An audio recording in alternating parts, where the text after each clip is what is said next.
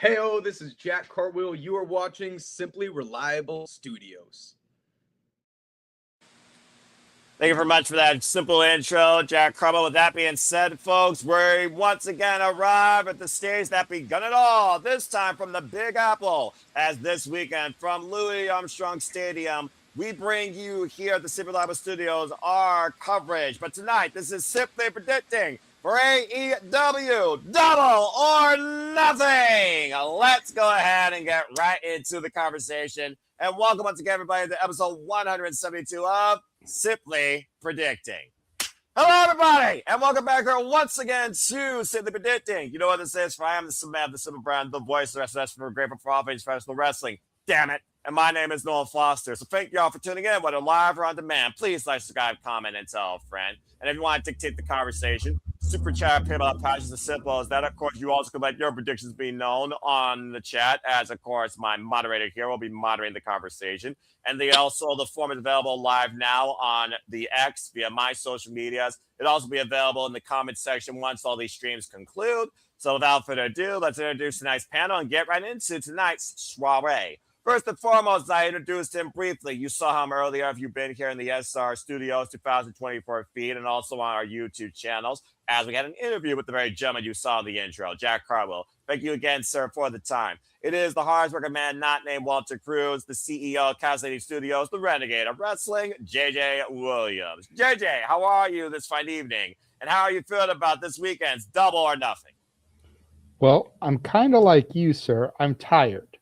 Accurate. You know, for whatever reason, old age, like you just get sleepier the more the day goes on. And especially when you're not active during the day. Like I was off today. I didn't have anything I had to do until the interview. So going 8-9 hours without any real motor running, you tend to kind of run on fumes all day. But other than that, I'm good. Fantastic interview with Jack Cartwheel. Just want to thank him again for giving us about an hour of his time. And I'm ready to talk some AEW. So let's do this. Let's get the ball rolling, baby, as Big G would say. Shout out to the original baller, Big G, non-Aussie Wallaby. Follow him on the social medias, folks. Always appreciate you, brother. And again, congratulations on the recent graduation, and good luck on your further studies and career opportunities. Speaking of further opportunities to possibly annoy me and play a card non-existent in the Yu-Gi-Oh! Forum, as we, of course, want to encourage you to stay tuned for a pop culture powerbomb that is in the fix here, being built on the X and on YouTube. Subscribe and follow today. It is one half of the MVPs, the VIPs, those that contribute to the most against my freaking dignity. One half of the Dominguez, the leader, founder, pioneer, and games and movies. Emmanuel, how are you this evening? How are you feeling about Double or Nothing? I was telling this to JJ, like I haven't been catching up with AEW. The only thing I've been noticing on the talk for the AEW talk is MJF versus Darby Allin. Like that's the one match everybody's talking about. So I'm intrigued about that match. Other than that, I did not know Willow got injured. So this is news to me. So I'm like, how long has she been injured? Like why is nobody talking about it? Like that's the stuff that you would think people will point out, like, hey, she's injured. How did she get injured? Stuff like that. Like more like talking about this pay-per-view. So it makes me wonder what's the card looks like and everything like that. And hopefully, like every AEW pay-per-view will deliver. So that's not the problem. I'm just wondering why it has not much talk about the product as for right now. It's happening right now. That's fair, and trust me, as the man that watches all things wrestling but only watches AEW Dynamite live, the only TV show I watch live. Well, actually, I take that back. Now that I moderate myself to avoid commercials as much as possible, watching buzzer game shows between the blocks of 7 p.m. to 10 p.m. each weekday night, and I watch AEW this morning. Thank you, DVR. I can understand what you mean, but that's also why I'm here, because, of course, I will bring you up for it on everything that's come. JJ, I did see your hand. What you got to say here real quick? I was going to touch on the Willow thing because I didn't watch yesterday's Dynamite because of work, but I did see the clip floating around today. Mhm. Apparently, Emmanuel, it is a shoulder injury Yes. suffered in her most recent title defense against Red Velvet. Yes. And it was announced last night during Dynamite Collision, so it's only been out there for like 24 hours. Yes. Okay. You are which right. is You nailed it. probably why it hasn't gotten too much traction as opposed to other things, you know. And there's Okay. a lot to look, and there's a lot of other things to talk about. And of course, as Willow say, smile anyways. We also smile along with Willow as we wish her the best in her recovery. Much love to the former smiling face of TBS. As not only does that mean there's a wild card now available in the Owen Hart Foundation tournament, but eventually we'll crown a brand new TBS champion. So there's a lot of opportunity now for the AEW women's roster. And we'll talk more about that in depth here later. But I think without further ado, as you know how I'm always excited for these pay-per-views, they are literally my benchmark for the level of passion that comes out of me to the highest degree as a professional wrestling fan monthly. So the Disney community, panelists, enthusiasts, all elite fans, casual, hardcore, sickos. If you want to call yourself that adjective, it's entirely up to you. I'm just a simple man and a lifelong fan. To Darren, to Ash, to Zach in the chat, by the way, and to all those that are also in the chat that might just be listening, but also let your names and voice be known. And the form has just been added to all YouTube feeds. You will also see as well. Let's get right into it. Again, folks, it is once again that time. We're at the stage that started all back in May 2019 when All Elite Wrestling arrived on our screens. This is Double or Nothing. AEW Double or Nothing will come to us exclusively this time for the first time ever in New York City from the Louis Armstrong Stadium. And of course, that means for the first time, it's not coming from Las Vegas. It's not even coming close to you from Mountain Time. Here's, of course, the way how you can watch it here in the States. HBO Max, Prime Video at select markets, MyAEW, the newest form that they are using now for international markets. And you see other outlets as well. It is currently available, again, for $40 if you're an HBO Max subscriber. And, of course, if you have your own outlet, please use the internet responsibly. And, of course, we here at the Cinema Studios will be covering the show live with probably a half hour, if not 15-minute pre-show. And you'll find out soon enough who might be involved with that. Of course, here in the Studio Predicting forums, we focus on the main cards for Predictions League. I do want to give a shout out, though, to the current AEW Women's World Tag Team Champions that are testing the entire world of women's wrestling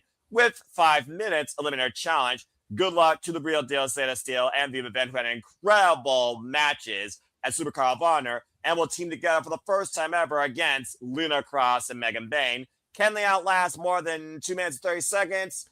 I think we're all going to say nope, but I do wish them the best with Christopher Daniels' help. But all hail Divine Dominion. May they continue their domination over the regime of All Elite Wrestling. This is my favorite women's tag team since the Inspiration. And with that being said, I want to give a shout out real quick to the non-viewers putting predictions so far, including limited to our Canadian friend, Ash Draco, Con Andrew, Brian Kitts, Dave Scheffler, Hito Paternoste, welcome to the league, Dwayne Atkinson, and others as well. So get those predictions in, folks. And then, by the way, they will be final come 6:30 p.m. Eastern Standard Time, not a minute later, Sunday evening. That is Sunday, May 24th, on this Memorial Day weekend. And as we, of course, pay respect to those that are serving here in the States as part of Memorial Day weekend, I'm sure that we will garner some respect for what we get out of All Elite Wrestling this Sunday, whether you've been continually watching or watching for the first time.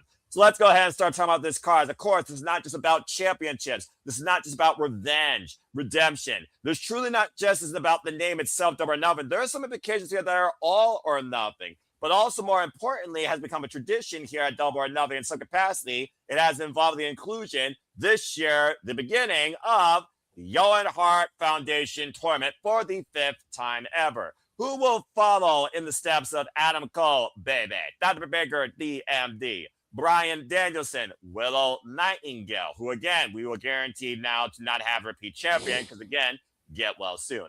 Heyman, Adam Page, The Glamour, Mariah May, Mercedes Monet, and absolute Ricky Saints, and of course the American Dragon Brian Danielson. Let's go ahead and dive into the Owens. For those that don't know, not only does the Owens start here at Double or Nothing, it will continue through the AEW season to Forbidden Door. And also here at the Cinema Studios as exclusively as Superman's brand, if nothing else, I will be covering all Owen Hart Foundation tournament matches live. So stay tuned for upcoming watch-along feeds on the Superman Spread Agenda and the SR Studios regarding that. And, of course, that will also lead to further conversation with later matches and participants down the line, including what we now know is a wild card. Here, by the way, is your women's and men's foundation tournament brackets. We're only going to focus on the double or nothing stuff, but as you see, each tournament will involve 8 participants. Recognized names of AEW, other names for the women recognized across other stages of women's wrestling, including CMLL and Stardom. And we also have Continental Classic previous participants, Continental Classic matches being revisited. We also have first-time ever encounters, previous championship encounters, dream matches turned into nightmares, all across the board here in this year's Women and Men's Owen Hart Foundation's tournament. So we're going to kick things off with the ladies and talk about maybe something that might not be literally forever. It might be done all together. When it comes to the Fallen Goddess, she owns Ring of Honor. But can she own anything outside there and truly make this stage Athena Elite Wrestling? If we want Mia to succeed, we got to hope that something of an upset happens. Because for the second time ever, one-on-one, Mina Shirakawa goes one-on-one against the Fallen Goddess, Athena. You all recognize Athena, of course, from last year's Women's Owen Hart Foundation tournament. She lost to Mercedes Monet at Spring Breakthrough, but was able to make her way out of the quarterfinals. Mina Shirakawa and Athena do share a one-on-one match in Ring of Honor Forever history, as Athena was able to beat Mina Shirakawa last year at Death Before Dishonor. In a preview of the Women's Owen Hart Foundation tournament and the Fatal 4-Way that we will talk about that I'm extremely excited for, last night on AEW Dynamite Collision 3-hour special, Mina Shirakawa and the Brawling Birds and Thunder Rosa lost to Athena in the Triangle Madness after Julia Hart spit mist in Thunder Rosa's face, and Thekla got a cheap roll-up win. And we all know how much the Triangle Madness has made an enemy out of everybody in AEW and love to use the numbers game. But that's neither here nor there. The bottom line, though, Athena, who has now surpassed almost 1,400 days as Ring of Honor Women's World Champion, with only one loss this calendar year to one Shuri of Stardom for the IWGP Women's Championship, can Mina Shirakawa score the biggest win in her young AEW career and punch her ticket forward in the semifinals, where she might renew history with someone she knows very well from Japan, in Saray, the Sun God, or could Sky Blue be waiting for her on the other side? Or is this a foregone conclusion? As always, here it's the predicting based on the size of the panel and cards. Someone will start with a dissertation, then we will go around the horn and see if we agree or disagree. And the fact there's only 3 of us here, and the Owen Hart Foundation tournament is a huge part of the cause and effect to come out over nothing, everyone will share their piece. We will kick things off in this match with Emmanuel. Emmanuel, Athena, or Mina Shirakawa. Who you got punching their ticket in the semifinals of this year's Women's Owen Hart Foundation tournament? I would have to go with Mina Shirakawa, though, because let's face facts. Like, I love Athena as a ROH Women's Champion, but she's been booked badly in the AEW being the upper level of the card. Like, she keeps, like, we keep expecting more out of her and expect to be AEW Women's Champion one day, but how long? It's too long. Like, they have to pull the trigger someday, hopefully, but it doesn't seem like that. Like, Tony Khan needs to make a decision. Is Athena more worthy to stay in ROH and let her stay in ROH? Don't bring her in AEW at any point in this discussion. If so, like if Athena wins, then let her stay. Let her drop the title. She doesn't need to beat Roman Reigns. Like, what's the point of her? It's true. It's going to happen. 1,259 days. Continue. Acknowledge her. Damn right I do. Continue. Yeah. And I feel like if she's gonna break the record, like let her break the record, but let her stay in AEW television permanently. There's no reason for her to stay in ROH anymore. So this is kind of one of those things. Like, is Tony Khan really gonna make changes anytime soon? I don't think so. There's more popularity with Mina than Athena at this point as well. So, and a Mina Shirakawa AEW Women Champion will bring more viewers, and let's see what she does with the title. In my opinion. The bottom line, Emmanuel wants Mina, and I'm just going to subtly say here, as I'm tied right now with Mammoth Rep at the top of the board, I do sense that we need to have some sort of unique circumstances, but it's also her first match. And like I said, she's previously been involved in this tournament, JJ, and she did get her way out of the opening blocks last year. Much to Emmanuel's point, though, she lost against homeless Toni Storm, literally at Forbidden Door. Let's forget. Can you believe, by the way, folks, that was literally 1 year ago. And might I add, the finals Owen Hart Women's Foundation and the men's Owens tournaments this year will take place at Forbidden Door, as last year the finals took place at Double or Nothing. The winner, by the way, of each of these tournaments will go on to the grandest stage, Wembley Stadium, the Cathedral Pro Wrestling, the challenge for the respective AEW men's or women's world championships. Keep that in mind. And that being said, speaking of ladies, I couldn't think of a better lady to join in the conversation with me, for she is yours, she's mine, she's our Canadian friend, Ash. Hello, Ash, and welcome to City Predicting. So glad you can make it. How are you this evening? I am a bit sleepy. Accurate. Literally, when the light We're went all on, tired. When the light went on, I turned to autopilot. As soon as the light goes off, and no, I am not a robot, as far as you know.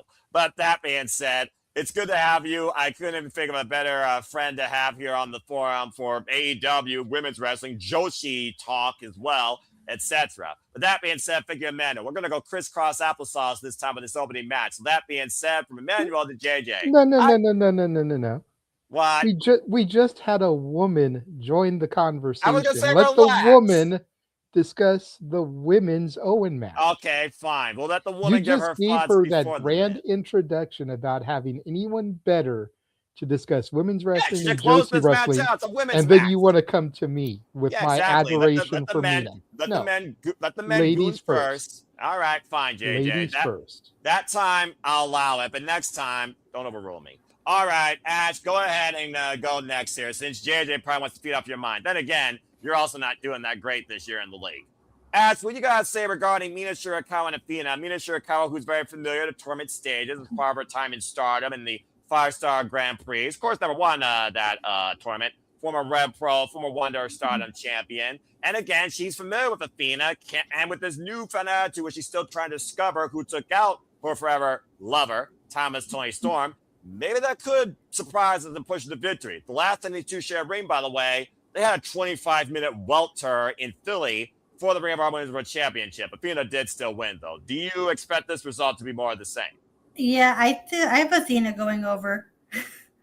It's going to be a fine match. I got nothing else to say about it, because I'll say this. I'm going into this pay-per-view blind. I have not been watching any pro wrestling. Your girl got priorities, folks. 2 weeks, my training starts. I know, we're very proud of you. And again, the way of the simple man. DVR is your best friend. Prioritize your brands. Anyway, continue. Oh, yeah, that was my thoughts. Athena's winning. All right, there we go. Simple to the point.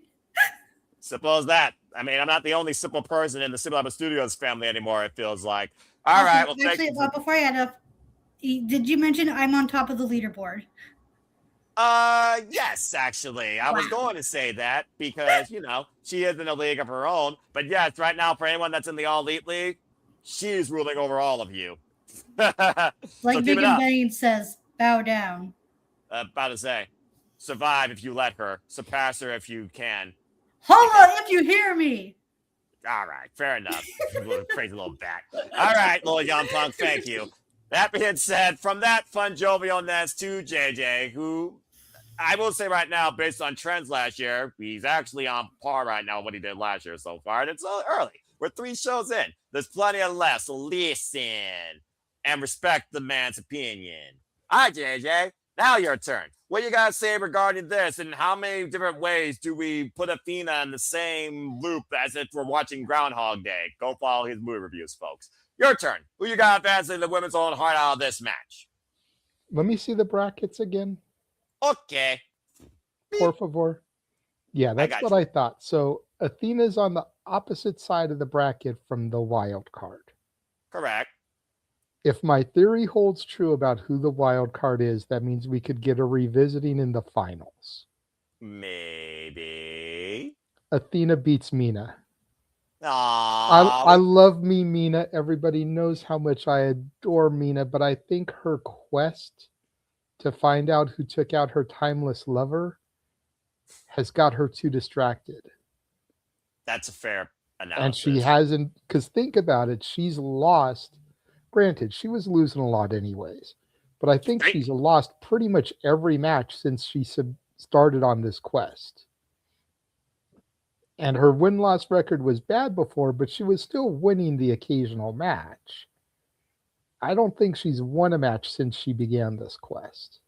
Let's see here. And while running through the gauntlet of the tournament could be a good way to try to wrap up this storyline as to who attacked her, yeah, I think she's going to get eliminated by Athena, and Athena's going to make it to the finals, giving everybody just that little bit of hope.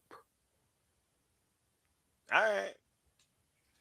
I'll give you that. And to your point, Nina has, of course, her first and only one singles win AEW against the lethal Marina Shafir, but it did take a champagne bottle to the head, and it was no holds barred. She's lost to Thekla, compatible match, though, of course, had to use brass knuckles. First time Thekla had to go to those resorts, by the way, for the AEW Women's World Championship. And she also lost to Hikaru Shida in her return, and her and Harley Cameron lost to Hikaru Shida and Kris Statlander.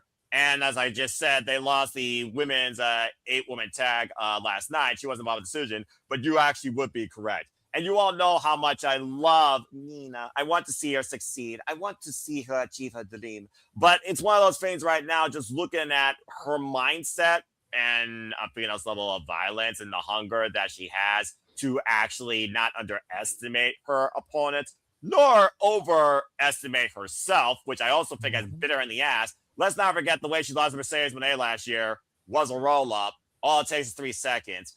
I think Athena's out here to prove a point more than Mina, who's been on this stage more, lest we forget. So I have to agree with the contingency here. I have to go with Athena, giving us the same result. I also don't think it's going to be 25 minutes either. I don't think they're going to fight that hard, but I do think it's going to be a strong fought match. I think Athena's definitely going to do it on her own. God bless you. Unlike what happened at Rio Honor. Damn it. Still pissed off about that. That's a whole different conversation another day. It's just one of those things right now that I think there's a different journey for Mina through the season where I still think she'll be involved at Wembley Stadium, but I don't think right now it's going to be for the AEW Women's World Championship. And with another championship open, maybe there's some opportunity for her, or Queen Manada, or some others. But yeah, I got Athena. Believe it or not, we're not the only ones that want me to succeed. It's 7-3 right now in favor of the Fallen Goddess. 70% picked Athena, while 30% did pick Mina Shirakawa. So, Mina, we wish you the best. Good luck on one out here. Athena, though, it's one of those things like Roman Reigns and Charlotte Flair. 9 out of 10 times. We're not in Las Vegas. You don't usually bet against them in a singles match. Yeah. Period. Yeah. Those are the smart 30%, Noah. 30% of the people are smart enough to go with Mina. 30% of the people played their Emmanuel card. Oh, God. Which, as I told Noah when we came back last week from the Comic-Con, they had all kinds of Pokemon and Yu-Gi-Oh! Mouse pads, but there was no Emmanuel card mouse pad. So you're just not on that level yet, Emmanuel. Maybe next year. Emmanuel trying to be the most wanted at your local Comic-Con or thrift store. But that being said, moving on from the women to the men. Thank you for that, JJ. And I wouldn't even buy that. And I'm frugal. And that probably would cost only $10. And I still would save my money. Probably just go bowling instead, which I'm actually probably going to do tomorrow night. But from the women to the men. If we had a merch store still, we would make an Emmanuel card mouse pad to sell. Bloody right next to the Red Crate of Hate t-shirt that we used to hawk. Okay, let's not be lazy like WWE just for a freaking buck. Like, seriously, okay? But okay, hey, you don't know. Someone may buy it. I mean, you need a mouse pad when you run a show called Interactive Games and Movies, and whoever runs that channel might need a new mouse pad. When you're at the hospital putting in, work on the computer, you may need a new mouse pad, and a manual mouse pad could be the hottest thing in the ward. You don't know, Noah. You don't know. You say, you know what? I'm going to just pull an Andrade. How do you know? And we're not talking about the psychiatric ward either. Although you might end up there if you buy one of those and think that it's worth more than gold. But that being said, from someone that you want to believe that's most wanted, let's talk about the most wanted versus the most dangerous man in AEW. Look at the men's Owen Hart Foundation tournament, because for the first time ever in their respective careers, period, whose house, you tell me, I'm not even sure at this point, it's Swerve Strickland versus Bandito one-on-one in the Owens Hart tournament. Swerve Strickland, of course, who has been on an escapade for power and glory. Because if you have the power, you can force the glory. If you have the glory, that comes with power. He tried that, of course, at the expense of Kenny Omega in his pursuit for the AEW Men's World Championship, and he busted. Now we have for Strickland, who has targeted Bandito, who has been many people's Wrestler of the Year for the last year because of his run as Ring of Honor World Champion, including surviving Vanilla Ice Baby, Blake Christian, at Supercard of Honor on one good leg. Now, whether or not his shoulder is still intact or his back's going to hold up, it's a whole different conversation. But he did assault Swerve Strickland last night on Dynamite, or attempted to, before Swerve scattered away. Of course, we talked about, again, Swerve Strickland, former AEW Men's World Champion. Bandito, like I said, has now been the Ring of Honor World Champion for over a calendar year. But there is no prior history with these two besides the fact that Swerve hit a damn cop killer on a steel chair on Bandito's back as of last week, Friday. And by the way, let's also keep in mind, his Brochato of Brodito is also in the tournament. You very well could get Brodito in your semifinals. I'm just saying. Nonetheless, that match will be later. We are talking about Swerve Strickland versus Bandito. And Swerve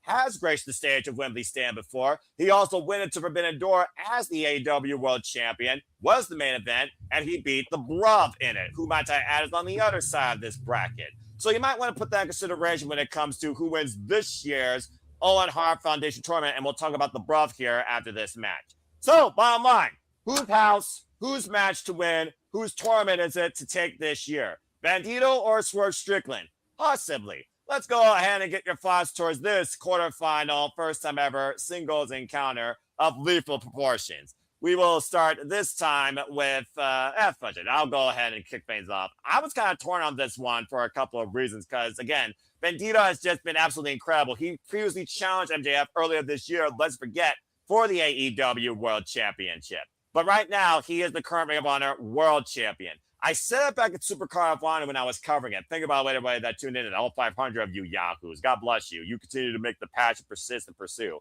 Y'all nice. It's not about me. It's about wrestling. It's one of those things, though, where if you're already a world champion for another coming underneath the TK regime, you don't need another world title. We don't need belt collectors in this day and age of wrestling, for freaking sake, unless your name is Alexis Falcon across the pond. That's a whole different conversation. I think that Swerve Strickland, especially after losing out to Kenny Omega, especially not being involved right now as the champion, he says he needed this last time when he beat Kenny Omega and became his most dangerous form, if not once again. I think Swerve Strickland is going to somehow, some way disarm this bandit and make sure the most wanted bounty is claimed, pushing his ticket forward in the Owen Hart Foundation tournament. I got Swerve Strickland by hook and or by crook, by Prince Nana coffee and vomit, or by literally disabling Bandito if needed, because we know how dangerous he is. I got Swerve Strickland going over here and moving forward in this year's tournament. And shout out to Moral 503, Bandito versus Takeshita. That match again last year was incredible. Mascara Dorada, Hechicero, surviving the first ever Survival of the Fittest for the World Championship, as Athena did for the first ever Women's Survival of the Fittest. Still pissed off about that, though, but congrats to both. Again, they're both world champions right now. They are literally leading Ring of Honor, and I don't see that changing anytime soon unless they're willing to change that on their own. And with Bandito with one arm, one leg, I don't give a damn if he has one eye. He still is the face of ROH, period, in defeat. I got Swerve Strickland going forward. Let's go ahead and see what y'all think here. We'll go ahead and go clockwise this time to JJ. JJ, I will also tell you right now, It's unanimous for the most dangerous man, 100%. You've been known sometimes, though, to throw your own Emmanuel card into this thing, but you also know when something seems clear as cut as day based on recognition or what you want to see in long-term storytelling. Bruv. So what you got to say regarding this match and who you got moving forward? See, I think everybody pretty much just assumed from the jump when they saw these brackets that it was going to be Swerve Ospreay in the finals. I'm kind of leaning towards that, I'm being honest with you. Here's my question, though. The finals take place at Forbidden Door. Correct. What's so Forbidden Door about that match? Nothing, but except in AEW recursive history of long-term storytelling, as I pointed out, 2 years ago, it was for Strickland and Will Ospreay for the AEW World Championship in their first ever one-on-one encounter, and Ospreay lost. Okay, but 2 years ago, correct me if I'm wrong, Ospreay wasn't a contracted AEW superstar yet. That was a Forbidden Door match. No, actually, he was. He came in Revolution that year. Yeah, he came in Revolution. Only by a couple of months. Mm-hmm. Point being, both men are full-blown AEW contracted wrestlers at this point. There's nothing forbidden about this match. There's nothing forbidden really about anybody in this card, in this tournament. The closest thing you can get to a quote-unquote Forbidden Door match, in my opinion, would be if Bandito moves on to the finals, because, correct me if I'm wrong, he's double contracted. Yes. So because he technically also represents CMLL, that's about as forbidden as we get in this tournament. Otherwise, it's a match that can be seen on any other episode of AEW television.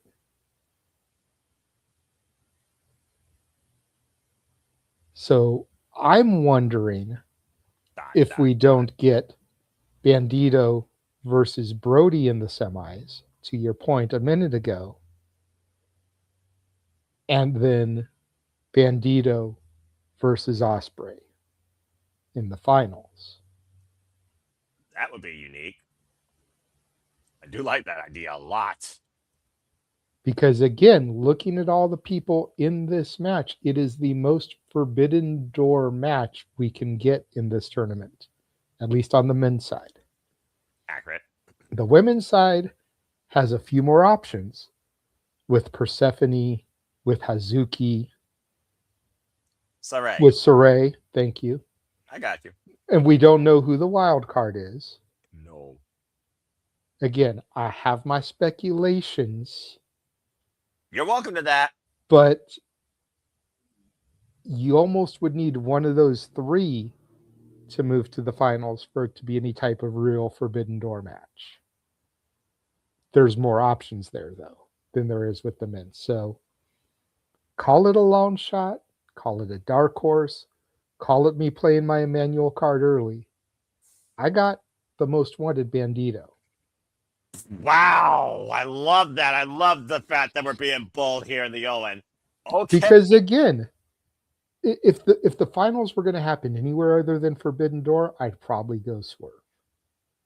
But the whole point of Forbidden Door is to have CMLL and Stardom and New Japan and AEW, and everybody is already an AEW contracted superstar. The only one here that's double contracted is Bandito. See. So let's put Bandito in the finals. That way you can bill it as CMLL versus AEW. Strong shout. Mascara Dorada and Bandito had a banger down in CMLL and a follow-up in Collision, to your point. And we all know the pride that Bandito has, facing his idol Andrade El Idolo, of course, back at Revolution, losing effort. So I do see what you mean. But that being said, it's split at the top, and I respect that. And also, as I go to Ash, Neon Pro Wrestling, Bandito did face Will Ospreay in the Best Super Juniors back in 2019, when Will Ospreay was the ace of the Super Junior Heavyweights, and Ospreay won that night. So maybe Bandito is looking for a receipt to show that he is the one that surpasses what the Air Assassin has become. Talk more about that here shortly. That being said, Ash, what do you think about that? You break the tie right now. Again, does Swerve push his way by any means necessary because he needs this? Or do we have maybe upsets here in the quarterfinals that can actually happen? I mean, again, nothing is definitively 100% as cut as dry, but does Bandito have a bigger chance to beat Swerve Strickland versus Mina against Athena? And does that affect your predictions at all? Go ahead. So I went in there thinking I had Swerve going over because my thought process is who down in ROH or in AEW does Bandito have ready for him? Like, does he have opponents set up for him to defend that ROH title? And my thought process is if Swerve wins over Bandito, but he doesn't make the finals, he can challenge Bandito for that ROH title. It's fair. Although I do like the idea of like a possibility of Brody King versus Bandito because that would be pretty cool. Like two former tag teams going at it because I love that shit. I was saying, you hit your friend the hardest versus anybody else in this freaking business. Former AEW World Tag Team Champions. And to your point, they have never faced each other one-on-one. Ooh, that would hit really hard though. But yeah, I have Swerve going over. I see him making finals and I to JJ's point about it being Forbidden Door, you can make that argument about last year's Forbidden Door where there wasn't really much New Japan versus AEW stuff on that show. So it's just like showcase, you know. Nigel McGuinness versus Zack Sabre Jr. Bozula. Get well soon. Match, please do not get me started. Calm down, young bat, calm down. Easy, Ash. Bozilla versus freaking Persephone versus Odds Windsor versus Mercedes Monet. That fatal four-way was incredible. And Bozilla is a beast. Again, Bozilla, get well soon. That's course she's also recovering from injuries. And outside that, to your point, everything else was pretty much AEW except for Athena versus Thomas Storm. And Athena lost. And that was for the AEW Women's World Championship. Not only did she lose, she tapped out. Which I just think we need to get rid of the Forbidden Door, but that's a whole other conversation for another time. Like, exactly. If we're not actually going to do Forbidden Door style matches, or if the people that fight in these other companies that they're partnered with can show up on any random collision, what's the point in doing Forbidden Door? Marketing, JJ, marketing. Damn it. Anyway, continue, Ash. Yeah, I have Swerve going over. I hate to be this person. I'm fine with either person winning, but I have Swerve making finals. All right, a little bit of foreshadowing there with Daddy Bracket Breakdown. If you want more of that, stay tuned for Batty for Wrestling. Don't be a dickhead. Subscribe today. Thank you for that, Ash. All right, so we got 2 Swerves and 1 Bandito. Bang. That being said, a shout out to Mick Foley, by the way, who was Renee Paquette during the buy-in discussing AEW Double or Nothing. Mick Foley, welcome to All Elite Wrestling. You should bring quite a lot as a correspondent. I'm curious to get your takes on this company, and I definitely will be listening in. Maybe. Depends if I'm awake. Manuel, what do you guys say regarding this match? Do you have Bandito? Do you have Swerve Strickland here? Again, Bandito, he's had ups and downs in AEW, but he is a former AEW Tag Team Champion. Swerve, of course, though, is literally former AEW World Champion, and I feel like he's hell-bent one way or another to crash Wembley Stadium and turn that into his house by any means necessary. And right now, the OWEN Hart Foundation Tournament is the definitive way to make that a possibility.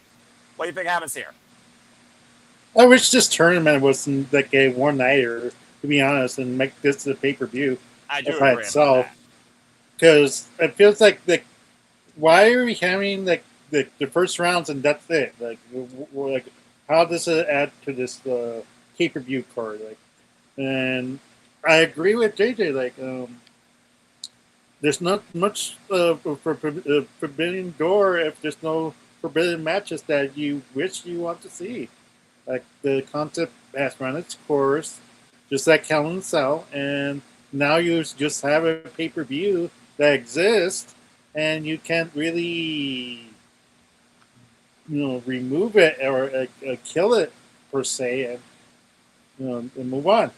But this is a sneaky way for Swerve Strickland to get a title shot. Didn't he? Didn't he lose a match that forbid him not to challenge the AEW champion in the future any longer? Like, No, Will Ospreay and Swerve Strickland defended that right, removing the founding fathers from power. Thank the Lord.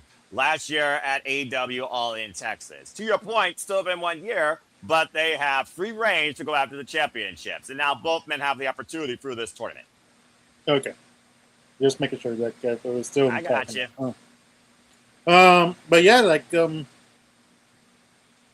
Benita's a great wrestler. But it's like one of those things like Swerve Strickland should easily win this. Unless they're going for the shocker. That's true. Like, if AEW is going for the shocker and that Swerve lose clean, then I'll be intrigued where the next step is going with this own tournament. But unfortunately, like, you see the bracket, it's like, who are they feeling? Like, if it's gonna be Will Ospreay versus Swerve Strickland, then why are we having this bracket at all? Like, it doesn't make sense. So I wish we had it's a surprise win. I hope JJ's right and Bandito wins, but we're not gonna get that, sadly. And for me, it's like, what do we do here? Like, so for me, it's Swerve Strickland for the win. So JJ is the odd one out. I like the fact that you're the odd one out in the women and you're the odd one out in a men match. We still have one more match for the OWEN. But you know what? Crazier things have happened, and AEW, much more than other companies, have shown us once in a blue moon, truly they can be most unpredictable after grander pay-per-views. Just saying. What do you got to say real quick, JJ? To Emmanuel's point about why isn't this one night? This whole Memorial Tournament is created in Owen's memory because Owen was a King of the Ring. Damn it. Back in the days when the King of the Ring was a one-night tournament, get rid of Forbidden Door, replace it with the Owen Hart Memorial Tournament, let both tournaments be one night, bada bing, bada boom, problem solved. Do it in a 3-hour span like you do the special Wednesday night Dynamite Collision. Let it be a pay-per-view. Let it be a pay-per-view. Get rid of Forbidden Door since that's ran its course. Replace it with the Owen Hart Memorial Tournament pay-per-view. Yeah. AEW pay-per-views go 4, sometimes 4.5 hours anyway. Yep. 2 tournaments in that time span is not impossible, especially considering the fact that AEW doesn't waste time in between matches, to your point and your love of them. Damn it. You know, you just go through it. You have to put time limits on the matches. You can't let every match be a fucking 25, 30-minute banger. You know, you've got to put some restrictions, but you can time it properly to where you can do, what is there, 7 matches per tournament? 14 matches? That's an AEW card anyways. Hey, that used to be what AEW card was. When you factor in the buy-in, and you can do some of the first round on the buy-in to try to get people to purchase the pay-per-view, you still end up with about a 14-match card. The main card here is 10 matches, and I think there's 3 buy-in matches. Actually, they've been usually doing 2, and there's 9 matches, but nonetheless, I do understand your point. Well, I know there's 3 for the buy-in. There's 3? Yeah, because there's the Divine Dominion. Yeah. There's a 10-man tag, which brings Boom and Doom together with the Hurt Syndicate. Or no, Boom and Doom and I forget who. Taking on Shane Taylor Promotions. Oh, okay. It's the Conglomeration. Oh, I thought you were going to say Doom and the Conglomeration versus Shane Taylor Promotions. And then there's the Ops versus the Death Riders Trios tag. Oh, okay. Well, all right, fair enough. But it is so what it is. There's 3 matches right there on the pre-show, and then I think there's a 10-match main card. 9 now because of the one match. That's true, because of the Willow situation. But there was 10 until the Willow announcement. Yes, exactly. So, and I do see what you mean. So 13 matches are initially announced, 12 now. 14 matches if they do both tournaments in one show. I'm just saying, it's not out of the realm of possibility. No, and I like that idea, honestly, especially when they could just go on a Canadian tour and do 2 different nights in Canada for that, or again, do it all in the vicinity.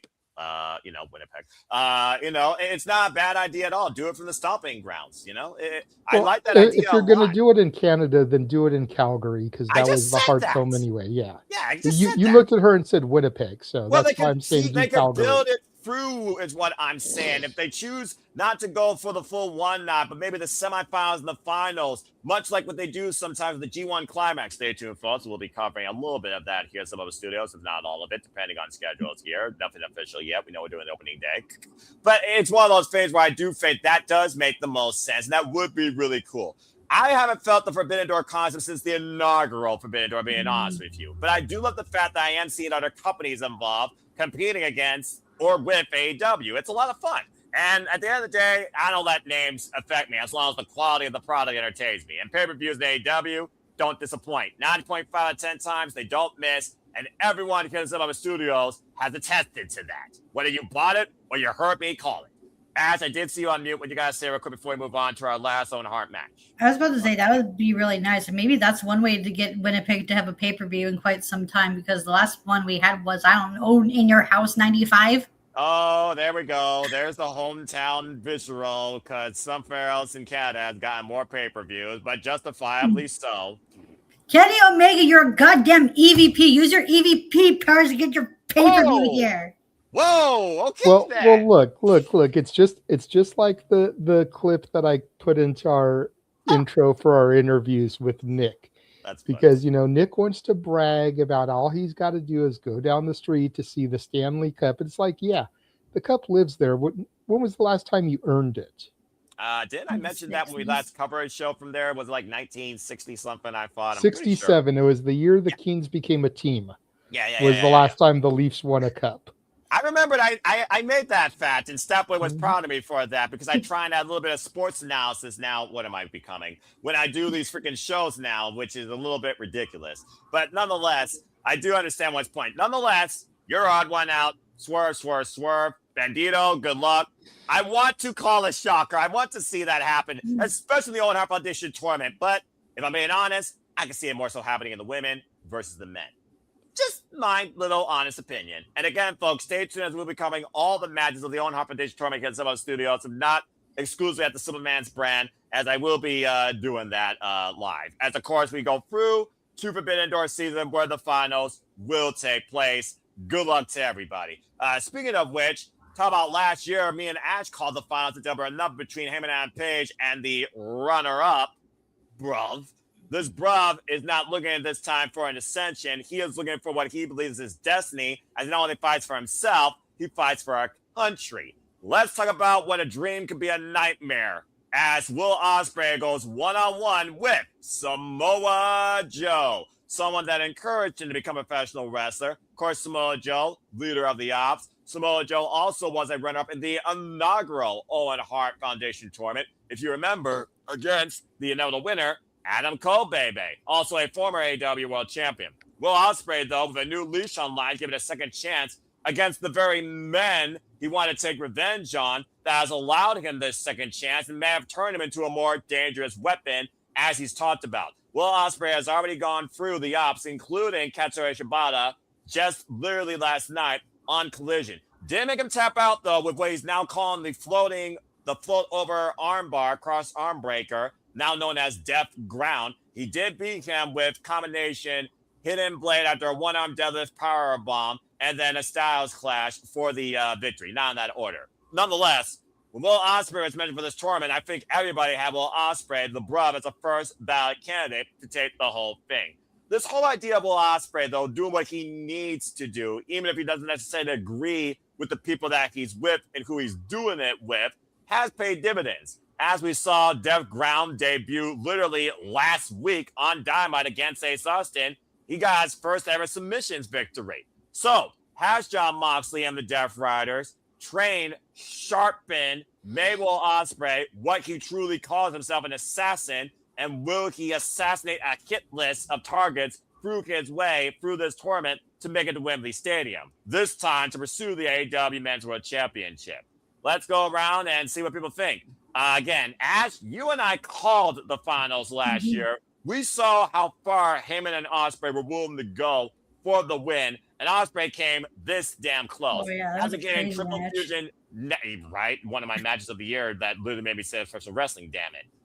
We've seen Will Ospreay's return since Double Fusion X surgery, where he was hellbent on revenge, and he almost found himself back on the shelf again, thanks to Dunk Suler Mark Davis getting a WTF win, dropping him with the pile driver. Here, Jon Moxley, though, is literally giving Will Ospreay a chance to sharpen not just this, but this, because this is what will last you. We've even seen the Death Riders support Will Ospreay ahead of his entrance and also fend off assaults from the ops, including Marina Shafir giving Anthony Bowens a death stare last night on Collision when Bowens tried to get involved on Kazuchika Shiba's behalf. So again, Ospreay's got some heavy backup, bruv. And despite the fact we're also looking at New Japan and Kyle Newman, the IWGP heavyweight champion, who were defending against Judo Suji at Dominion. And what occasion could there be there with Will Ospreay being 1/3 of the 6-man heavyweight champions? Ospreay's juggling 2 worlds right now, but he wants to be the ace of AEW. This is the way to do it. We thought he was going to do it last year. It wasn't meant to be. This year, though, a second chance under so many different implications of that phrase. So that being said, Ash, Samoa Joe, he's the guy that's known to kill you. Well, Ospreay, though, can he actually tap out Samoa Joe, or will he find a way to survive him, pin him, or knock him out with a hidden blade? Is this a foregone conclusion, or could this be the upset here? Is he the weapon that he needs to be? Not for Jon Moxley, but for himself. What do you guys say regarding this match? So, and Will Ospreay's ascension, if applicable? So Ospreay has been more grounded as of late? Yes, he has. Wow, okay. Wow. I never thought I'd see today. Goddamn. Right? What? Ospreay, mat technician? The fuck? Continue. I mean, I'm going to go that far, but I mean, he has a long way to go. And, you know, a match against Samoa Joe will put that to the test. Like, because Samoa Joe is one of the ultimate submission wrestlers out there, like with a good grapple and mat game. So if Ospreay can survive Samoa Joe and potentially tap him out, oh my God, we are in for a treat with Will Ospreay. Because I've been one of those people who have said Ospreay needs to, like, not entirely change his change his style. Jesus, my God. It's all right. We're all tired. Don't worry. Yeah. I'm not going to botch you on that. That's legitimately fair. Continue. Well, I mean, I used to change the channel when Will Ospreay was on, but that's a whole different story. But yeah, I've since warmed up. So. Oh, good on you. See, time changes people. Continue. Yeah. So I was one of those people who's like Ospreay, not so much change his style, but slow down a bit. Like, your high flying ability is what brought you to the game, because you can. It's okay. You can be both. You can do good mat work and high fly, right? Kurt Angle and Bryan Danielson. Accurate. Continue. So yeah, this would be a good way to see, like, for me anyway, to be introduced to Ospreay's mat work, and hopefully this could be a good. Yeah, this is going to be a good testing and proving ground for Ospreay, and I have Ospreay winning by submission. I don't know, but this is going to be a hell of a match.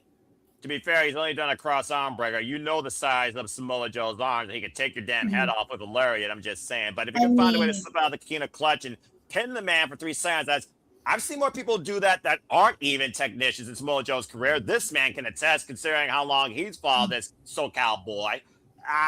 It could happen. And again, first time ever one-on-one encounter. The last time these two shared the ring one other time was Grand Slam Mexico in that 12-man clusterfuck. And they were on the same team, but that was also against that vendetta against the Death Riders, which Samoa Joe pointed out as Will Ospreay is not a friend, he is an enemy, so he decided to work against him alongside Jon Moxley, the very man that tried to upset 1 year ago. Boy, how time and how an injury really changes a man's mindset. But nonetheless, you got the bruv. Yeah, and also don't discredit the armbar, okay? Because No, I'm not. it's simple, but it's very effective. Well, it also depends how you do it. Juji Katami, of Yes, course, too. Yeah. cross-arm breaker. Tatsumi Fujinami, who, of course, mastered the art that we now, of course, call the Fujiwara armbar. And, of course, there's Dragon Screw leg whip, and I've seen takeovers with a knee hold. And it's amazing what a submission can do to even the most largest and muscular of opponents. Nobody is invulnerable to a submission hold if you know how to grab it. And with Taz on the call, you know he's going to break down the technique of Ospreay's death ground, the floating cross arm breaker. And again, that's what he used to beat Ace Austin literally 2 weeks ago. So it can happen. All right. With that being said, she's got Will Ospreay. Bruvs. All right. JJ, what do you think about this? Again, Samoa Joe, tested veteran. He's already been in the mountaintop how many times now in his illustrious career? He is the Samoan submission machine. There's a reason why submission is part of his damn namesake. Not just Ring of Honor, PWD, TNA, AEW, and WWE for that matter, for freaking sake, despite the fact they wasted him there. But nonetheless, it's one of those things now where Will Ospreay's getting the second chance to become what we've been waiting for him to be, the AEW World Champion. And that could very well play into cause and effect when we get to our main event. Because again, like I said, the winner of these tournaments go on to win the stamp to challenge for the World Championships. It sounds like we're already foretelling, at least three of us here, the finals for the men. But you are holding out for a surprise final. But that being said, you were talking about one half of the bracket. Does that apply here on the other half? What do you guys say regarding Will Ospreay versus Samoa Joe? And I will tell you right now, it's unanimous for the bruv right now in the poll. No, I definitely got Ospreay here because I still think the end game is Ospreay ascending to the throne at Wembley Stadium. And you don't get there without Ospreay winning the tournament. So Ospreay over Joe. Ospreay. That being said, you know I'm going to go with Will Ospreay because I've been waiting for Will Ospreay to get to this stage of his career since he joined All Elite Wrestling back at Revolution a couple of years ago against Konosuke Takeshita in his debut, and the rest is history. But the fact of the matter now that he is fighting for so much more, where he says he's fighting for his country, where he said that this might literally be his last chance, I feel like here it is literally do or bust. Unless something dramatic happens, Japan implications, United Empire, bruv. I really think that this could be Will Ospreay's chance to ascend to be the ace of AEW. I just got Ash's mind twirling. So again, as far as this match goes, this is going to be a real testament to the conditioning and discipline the Death Riders have done to Ospreay's neck if Samoa Joe gets his clutches around it. But I think some way, somehow, I got Will Ospreay winning. Well, against Samoa Joe, though, more often than not, you survive. And I don't think Samoa Joe is going to go down easily into that quiet New York night. But yeah, I got Will Ospreay as well. All right, Emmanuel, for the first time, are we unanimous here? Do you agree with us? Do you got Will Ospreay, or are you going to pull another Emmanuel card on me and surprise me? No, we're unanimous in this. Okay. In this prediction, so it's pretty obvious where this is leading. For like, also like kind of like in the main event as well. You know what's going to happen. Unfortunately, like if it's going to be MJF versus Ospreay. How you know? How do I know? Because that's how that's how like some of the bookings are like it's very rare you see face versus face for the title, but like you're saying probably 80-20% you would say for face versus heel versus face versus face for the championship, but nevertheless, like that's not what we're talking about. No, let's not go off into the weeds. Yeah. So get stuck in New York traffic in a taxi. Yeah. As long as this match is not 17 seconds, like in the Ronda Rousey match with the armbar just like that. I think we're safe there. And Samoa Joe just spoiler alert, folks. And Samoa Joe just taps. That'd be an insult to Samoa Joe. But I hope it doesn't end like that. But because you guys were talking about the armbar, like what if like just to remember on TKO, like what if? Okay. That's a stretch. yeah. I get the humor, but he's only applied this armbar once, actually, in ring competition. All right, so just relax. And secondly, you're going with Ospreay, though, right? Yeah, like there's nothing much to add. Yeah. All right, I'm going to be curious to see what happens when he applies the armbar the first time on Samoa Joe, and can he even do it? I mean, again, the master of the Fujiwara armbar, the Virtuosa, Diana Perazzo Lama, she fucking reigns still undefeated in pure rules matches. As she should be. As she should. Hey, I gotta say, I have stolen that now to use for our new NWA Women's World Champion. Okay. You know what? I'll respect it. Just know that, with all due respect, if Timothy Evans and Diana Perazzo meet in the ring under pure rules, Timothy's going to lose an arm. Simple as that. All right, moving on. That being said, we're all united for the bruv. Will Ospreay's your first step. Good luck on the rest of the tournament. As you got to say real quick. Is Dominion before Forbidden Door? Oh, good question. I thought it was June 14th, I believe. It's June 14th. Dominion in Osaka Joe Hall is June 14th, and stay tuned, folks. We will be covering here, of course, at the Simulabo Studios. So the answer is yes, it is. Forbidden Door will be Sunday, June 28th. Yeah, so you mentioned like the United Empire. Do you think it's possible that we get like some type of United Empire shenanigans and they end up costing Will Ospreay this match, thus setting up for Newman versus Will Ospreay at Forbidden Door if Newman does retain against Tsuji? I think there's a lot of cause and effect across this tournament for Will Ospreay in general for the rest of his year this year. But I don't think nothing happens out of this match because right now Kyle Newman, he just needs to prepare for Yosuji. How do you prepare? He kicked the man in the jewels during a press conference. All we know is June 14th, it's Yota Tsuji versus Kyle Newman for the IWGP Heavyweight Championship. And if you follow New Japan like me, how many times during, let's call it what it is, Dominion season, has a championship changed hands at the expenses of the likes of Kazuchika Okada against AJ Styles and Tetsuya Naito? I'm just saying. Yeah, that's a good point. Because I was about to say, as much as like I'm happy Newman won the title, oh my god, I just can't wait for him to drop it because that guy's so goddamn boring. I'm sorry. Damn. I'm sorry. I feel nothing. Nothing? He has what I like to call the Hangman Adam Page problem. Damn. Because y'all know how he feels about Hangman. It's your opinion. He just does nothing for me. Does nothing for you. Nothing. Nothing. He does nothing. I can relate with Ash. It's like me and Christina. Here we go. I saw the tone. It did nothing. It did nothing for me. Nope, we're not going down this tangent. When the man in the suit talks, you shut up. Calm down. That's it. All right, moving on.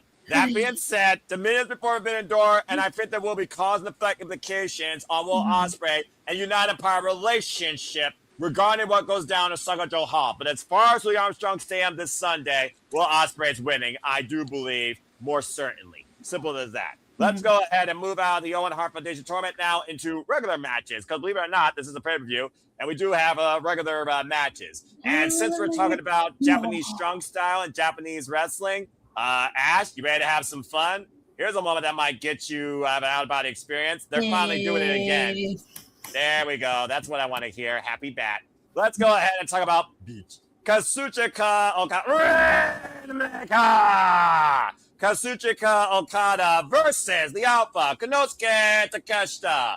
Alpha versus Okada 2. This time for the AEW International Championship. Oh, baby. All right, straight up. Now, you all might think this literally stems off the fact that Continental Classic Okada won by dubious means. And again, it took a screwdriver to beat the Alpha. I also want to point out that Konosuke Takeshita became the inaugural member of the Don Callis family at Double or Nothing during the Anarchy Arena, screwing the Elite and Kenny Omega. The rest is history. He's also a former AEW national champion. He's also a former IWGP World Heavyweight champion.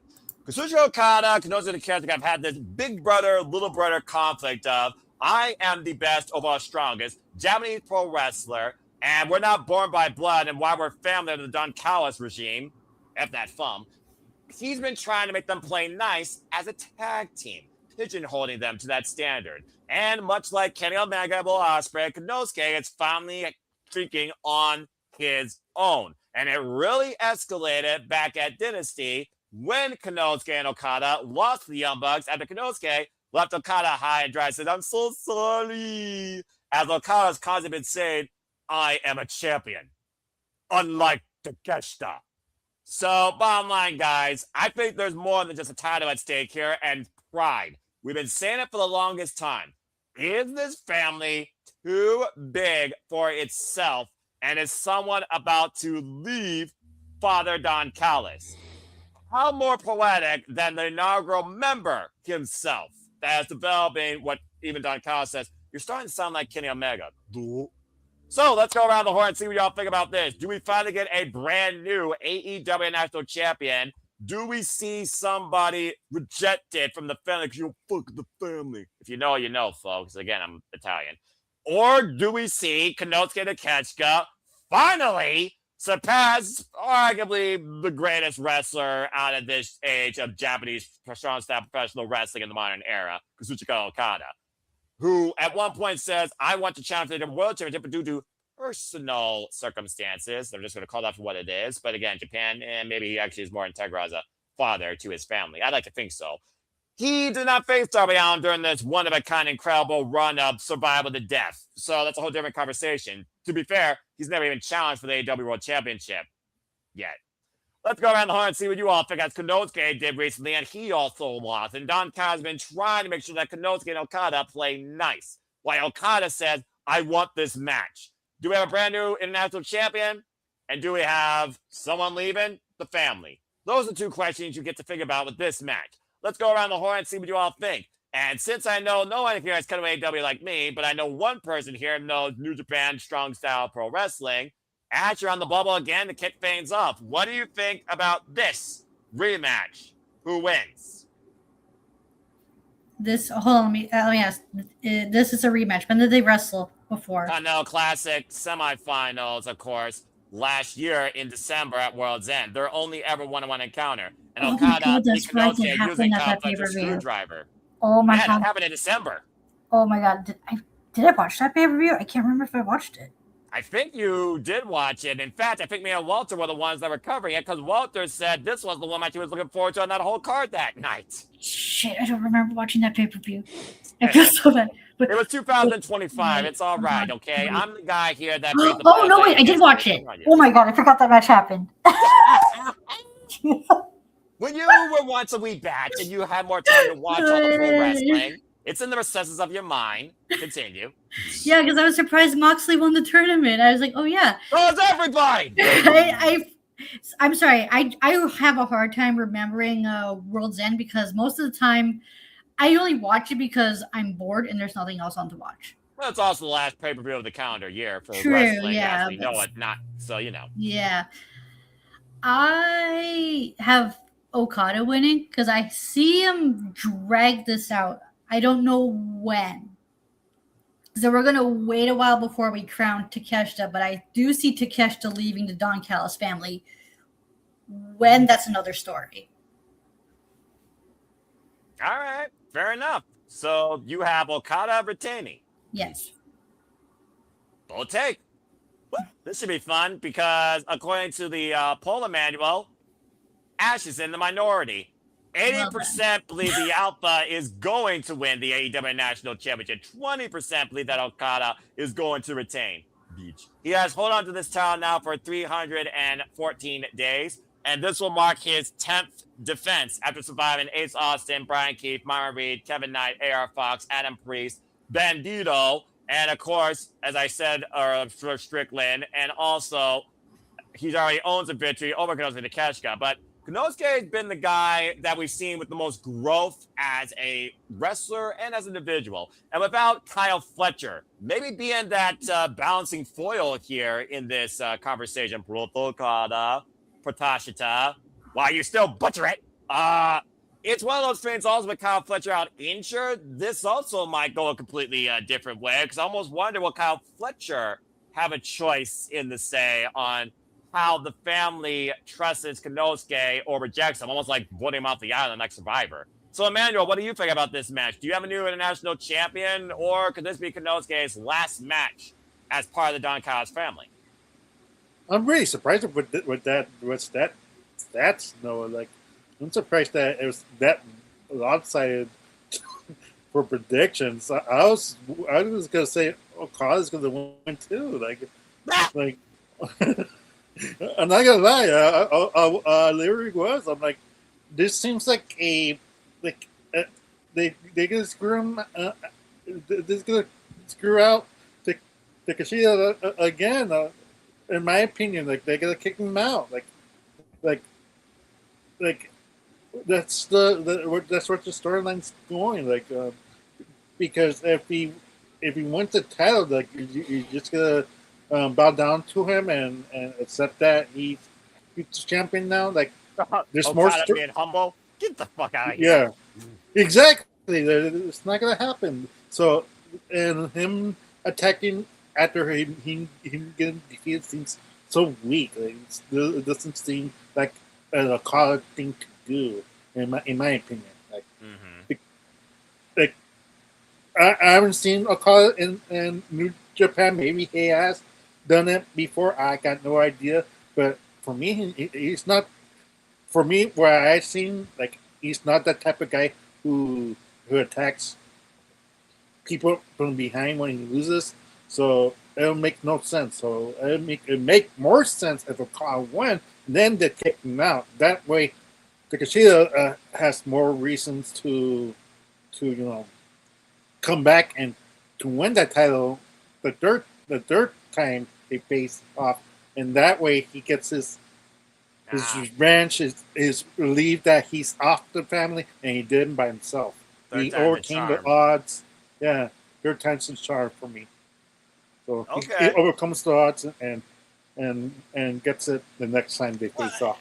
I can understand that, and I was juggling with this too, but I look at it this way. Okada was the one that gave Konosuke this match. He's already beaten the man by dubious means, Don Callis type means, with a screwdriver. Konosuke right now is getting underneath Don Callis. As Don Callis said after Dynasty, don't worry about him. He's my problem now.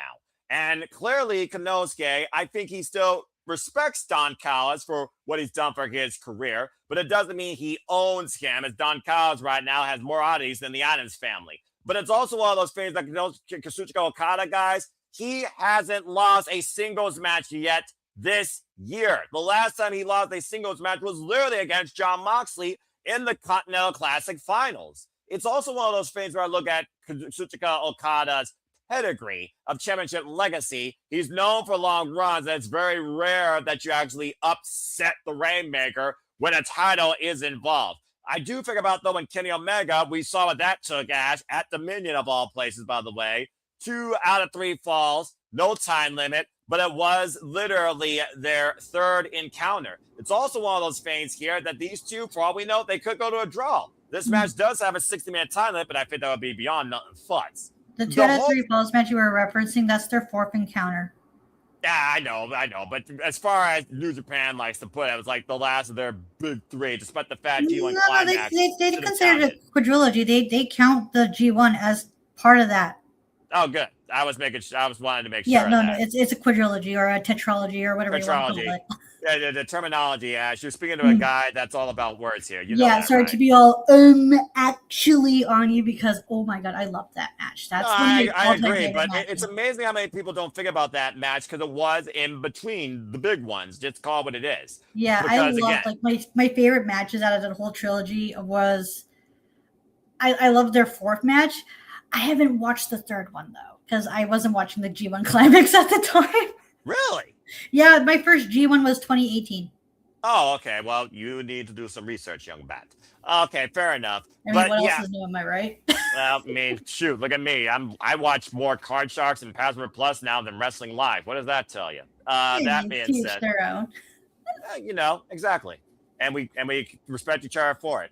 Mm-hmm. But my thing here is, again, without Kyle Fletcher, does that affect the result? Because would you think Kyle Fletcher would be involved in influencing on behalf of himself or on behalf of Don Callis? Because Kyle Fletcher has been instrumental in both those men's career.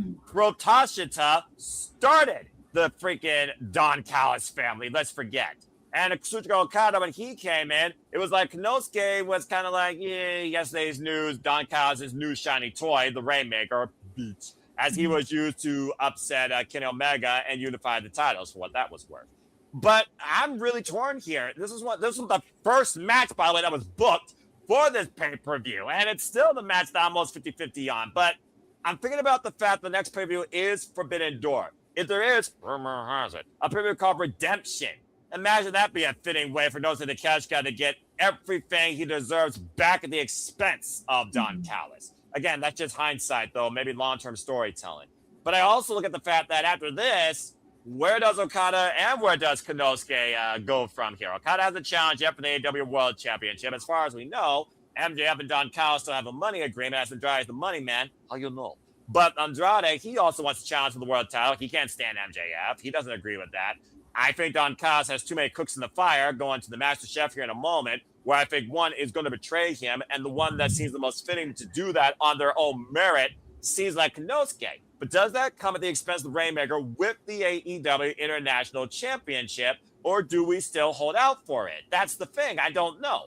But looking at, again, the idea of Okada asked for this, and right now Don Callis is upset with Konosuke. I can see Don Callis literally getting involved here, shugging Konosuke, and Okada surprises us and gets the upset. I actually do have Okada still retaining by a small margin. I don't think Okada believes he can cleanly beat Konosuke because, again, they had to use the screwdriver at freaking World's End. So I think they're going to protect Konosuke in that aspect that he might be better and the better wrestler than the Rainmaker. By dubious means, with Don Callis involved, I'm going with Okada retaining. Bitch. But I sense that this is only going to continue to escalate from here. Maybe 2 out of 3 falls, or maybe lose at least the family. I don't know. But as far as this match for the title and Okada asking for it, I got to think Okada's going over with Don Callis' help. I see your hammer. What you got to say? When was the last time we saw 2 out of 3 falls match in AEW? I swear, I think there's only been one. I think well, the women, of course, Kris Statlander and Thekla Revolution. But as far as the men, I think there's only been one. I think it was Pop versus Kenny. Well, no, it was a 30-man Iron Man match. As far as 2 out of 3 falls, good question, actually. I have to look that up. Well, it's extreme rarity. I will say that. I don't think that any men have had a 2 out of 3 falls. There's been Iron Man, 30-minute, 60-minute. The women had a 2 out of 3 falls for the first time ever back at Revolution when Thekla was able to best Kris Statlander with the help of the Triangle of Madness. Talk more about that here in a moment. Yeah, I don't think they actually have a 2 out of 3 falls match for the men yet, so that would be a first. Just some food for thought. And who better than Takeshita and Okada, right? Right, exactly. Each. All right. Well, that being said, thank you for that, Ash. And yeah, I'm going with Okada retaining by a narrow margin. This might be the one match that bites me in the ass on this card in predictions as I lead right now. And again, I'm defending champion of the league. Shit. Good luck. The man we got to give it to JJ. What? Yeah, Gemini, the AI says the FTR defeated Kyle O'Reilly and Roderick Strong. The last 2 out of 3 matches. Oh, yeah. That was a great match. Also, Bang Bang Game was another one, but as far as singles goes, I don't think there's been a single. No, wait, I just remembered. It was a Hologram versus the Beast Mortals at Wrestle Dream. That was the only ever 2 out of 3 falls match for the men singles wise. It took me a moment there, but thank you for that, Emmanuel. All right, well, that being said, as far as this match goes, I do have Okada retaining by dubious means. Hey, JJ, what do you got to say regarding this? The history, the story of the Don Callis family. Are we on the verge of seeing it collapse, starting with the Alpha? Is the Alpha going to break away on his own, finally again, away from Don Callis' dictatorship? Does he best the Rainmaker, or does Okada make him his beach? Once again, what do you guys say regarding the AEW National Championship and Okada versus Konosuke 2? Well, I love how you had to come at me for my proto Shida comments, you know. Proto Shida. And with that being said, I think we will have a new champion in Konosuke Takeshita. Wait, what? I think Takeshita takes this. Also, damn you for that freaking name thing. Really? I had to mess with you. I know. Someone But has to. yeah, I do. I think if they're not going to pull the trigger now, I don't think people are going to care when they finally do. I think they're at the point where people just aren't going to care anymore. They're going to start looking at Takeshita the way they look at Athena. Ooh. And I don't think they want that. I know I don't want that. I think Takeshita is a bona fide star in the making. This is the pay-per-view that started it all for AEW. You pulled the trigger here. It's also the pay-per-view where he joined the Don Callis family, as I point out a couple of years ago. So if you wait for Forbidden Door, if you wait for Redemption, if you wait for Allin Wembley, oh Jesus, I don't think people are going to care anymore. That's a fair shout. Takeshita needs to distance himself from the Don Callis family. Takes the belt and he runs. Ah, damn it. No, I'm juggling. I hate that. I hate when I juggle a match. It's bit me in the ass more times than I can count. And that actually makes a lot of sense. You've got until Sundays, 6:30 Eastern, 3:30 Pacific to make your decision. I know. I'm going to wait for the countdown to give me some real inside grip of this Saturday night when it comes to the theatrical tone that they do so tremendously here for these big matches. And again, I also want to point out, he is still the NWW World Television Champion, and he is still contracted. And of course, right now we're at the Best of the Juniors. I gotta imagine he's gonna be involved in the G1 Climax, considering he's defending champion. So I was just about to ask if he was still the TV champ. Yes, he is. Yes, he is. Damn you, JJ. I hate sometimes when you're an influencer, but you bring up a very compelling argument. Oh, that's what I do. I'm a YouTube influencer. The Simply Reliable Studios account on X is media personality, okay? This is accurate. All right. Well, thank you for that, JJ. That being said... But yeah, new champ, Konosuke Takeshita. Wow. So this one, I love the fact that each match has been a different, variable proportion as far as the all one out, unanimous, and this one just went 50-50. Okay, so we got two Konosuke's and two Okadas, but that just goes to show again how evenly matched these two are. It's going to come down to what is best for the family, according to Don Callis, and if it bites them in the ass. And we all know the family's got a busy night ahead of them when we get to our, let's call it what it is, anarchy later. Anyway, good stuff. All right. Well, moving on from there with two men that might be evenly matched, does one have the other's number? Because has the luck run out for the Death Rider in my other favorite staple of AEW? Continental Championship matches that truly test one-on-one who is the wrestler that can surpass them all. And what to Ash's point about the Continental Classic last year, Jon Moxley showed us exactly what the Continental Classic means and continues to do so for the Continental title. But if there's one foil to him, it very well could be the Violent Artist, Kyle O'Reilly. Because look what they're running back. The man that tapped out Jon Moxley twice. It is Kyle O'Reilly, 1/3 of the AEW World Trios Champions, going after Jon Moxley for their third singles encounter. And it this time will be for the AEW Continental Championship. And to further add to that, showing how much Jon Moxley wants to make sure that time is not a factor, and I have finally found a way to beat you. This time, there is no time limit. The 20-minute time has been thrown out the damn window for the second time ever in Continental title history. The only other time this happens is when Jon Moxley threw the clock out against Konosuke Takeshita, and he was able to surpass the Alpha at Revolution. Much to what JJ was talking about earlier when it comes to Konosuke. When do you do it now? Kyle O'Reilly, do you finally do it now? Let's go ahead and bring people up to speed. Dattila, love you, appreciate you. He doesn't have a mouse pad. Follow her day, folks, Rangers of Wrestling. Okay, folks, straight up, Kyle O'Reilly, the last time he faced Jon Moxley, he forced the man to time out in a bloody, violent way. And he also ended up injured in the process. We haven't seen it for several months. And he also was going through a lot of mental stuff. Since coming back, and of course, Conglomeration now holding gold, he wants to hold singles gold again and close some doors of his past. Jon Moxley being one of them. He's already proven he can tap out the man not once, but twice. last night on AEW Dynamite in an eliminator match for the first time in eliminator history. Well, second time, because Konosuke also did the same thing. He trapped Jon Moxley in that knee bar for a whole minute, but Jon Moxley refused to tap out, but the time gave out, which led to Kyle O'Reilly earning this opportunity, saying that Jon Moxley, your luck has run out against me. I know I got your number. So again, like I said, on a night where it's about double or nothing, here we go again. Does Kyle O'Reilly finally get it done against Jon Moxley and win the Continental Championship in the process? His first singles title in AEW.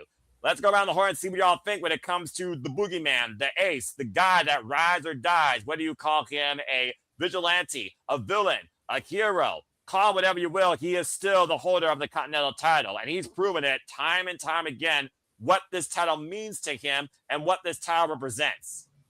Is Kyle O'Reilly Jon Moxley's undoing? Let's go around the horn and see what y'all think. JJ, what do you think about this? When it comes to Jon Moxley and his mentality of pro wrestling, where he drowns out the world, but he controls everything inside the ring, Kyle O'Reilly more so has had his number. We saw what happened at Full Gear. We saw what happened at Blood and Guts. And for those that watched Dynamite last night, they both went to the time limit. Shout out to that audience, by the way, that respects technical wrestling, as both these men mostly spent time on the mat before it got very physical, besides debilitating body shot that took Kyle O'Reilly out for a good moment. It's one of those things, though, that Jon Moxley continues to test his mental. Every day, it feels like. Being better than he was before. Being better to move on to tomorrow. That's always been Jon Moxley's MO. And he's proven it time and time again. And it's garnered respect with the audience for that sake. Again, how time changes us all.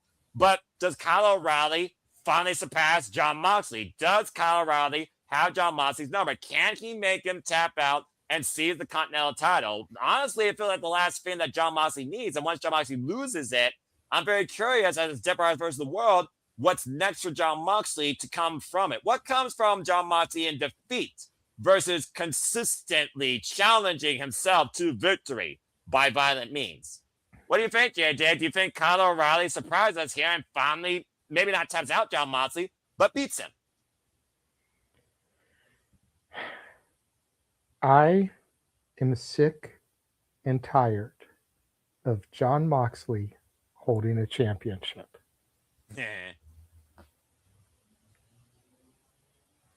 I would rather see Roman Reigns on another 4-year run than Jon Moxley hold a championship.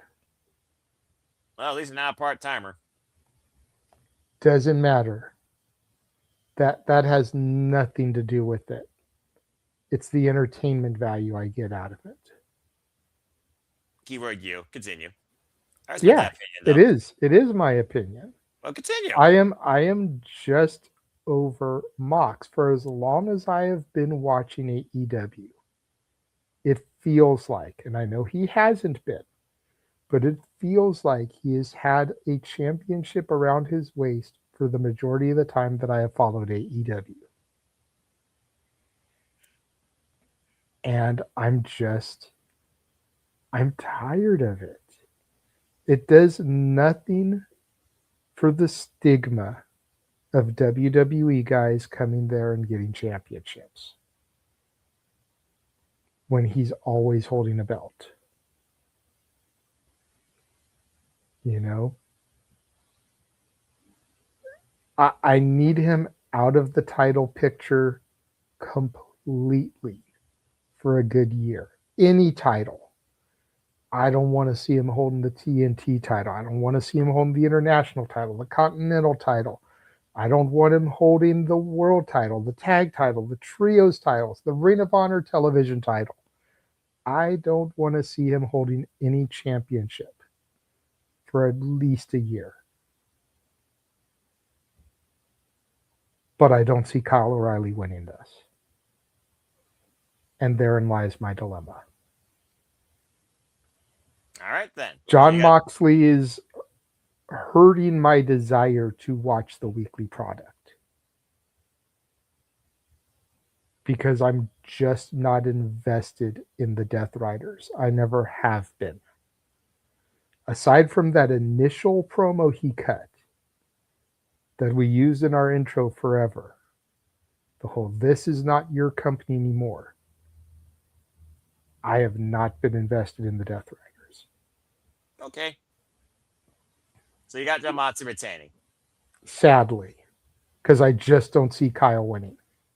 Yep, fair enough. I respect that take. And I will also say that right now, Jon Moxley has found his place in AEW to test the roster to, as Maria Shafir says, do better. And outside Maria Shafir, I do agree about your outlook on the Death Friars. But Jon Moxley, who's challenged himself with every person, every style, whether it's Nick Wayne, Hechicero, Ace Austin, Shelton Benjamin, who nearly went to the 20-minute time limit, by the way. El Clone, again, hologram get well soon. Rockhard, Juice Robinson, I think Kyle O'Reilly is just another metric. So after going through 9 eliminator matches and being the Continental Champion for 146 days, and this will be his 4th official defense of the Continental Championship, not to mention his 2nd one under no time limit, not to mention he's consistently defended now at each pay-per-view this calendar year, I do think the trend continues. I do agree with you. I think Kyle O'Reilly has come an incredible long way back to AEW from injury to once again find what makes him what he is, the Divine Artist. But also, he's currently in AEW World Trios Champions, and I'm over double champions in AEW, period. I don't care if you're double champion across partner companies. I'm kind of just over double champions. As far as Jon Moxley, if this is his comfort zone, let it be, as John Lennon once says. I have Jon Moxley retaining as well. And I think this time, he doesn't tap Kyle O'Reilly out. He makes him pass out. And that once and for all will show who has the strongest will. But I also got Jon Moxley retaining. Okay, so that being said, Ash, after surviving Will Ospreay, Konosuke Takeshita not once but twice, and of course beating Kazuchika Okada, as we've actually talked about verbatim since the Continental Classic Finals, and truly demonstrating what this title represents for him and what might be his lifeline in AEW when it comes to his own mentality and stake of pro wrestling, being perfectly honest, what he's pro wrestling stands for. Not unanimous. There is one brave soul that did pick Kyle O'Reilly to win. 90% though did go with Jon Moxley. Are you part of the majority, and me and JJ? And what's your outlook of Jon Moxley as Continental Champion, if you wish to share your own valid opinion? So for the international reign, I just because I haven't been paying too much attention, but to me, I've been a fan of Moxley's since he was part of the Shield. I love all 3 of them still. Roman to a little bit of a degree, because I'm just what JJ said, how he felt about how he feels about Jon Moxley. That's how I felt about Roman Reigns. And this is how you feel about Cody. And that's fair. Yeah, exactly. And that's how Advocate feels about Yoda Tsuji, that bum. Yes, even though Yoda Tsuji. I can imagine how Advocate's going to feel if Yoda Tsuji regains, much like I talk about in previous Dominion history, if he regains the IWGP Heavyweight Championship. Just saying. I mean, I would hope so, because goddamn, it was so goddamn boring. I love how polarizing we are in our opinions about this person, don't care, lame, this person, lame, over it. Again, that's what it means to be a professional wrestling fan, be subjective, but also respect each other's opinions. Please continue. So it's just with Moxley, it's I hate to say about his international title reign. There's some parts where I'm okay, I'm into this.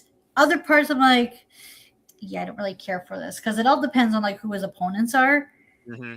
And for this one, it's just, as much as I would love for Kyle O'Reilly to be champion, I don't see him dropping it. I don't see him winning. I see Moxley retaining. Now, here's another bigger question.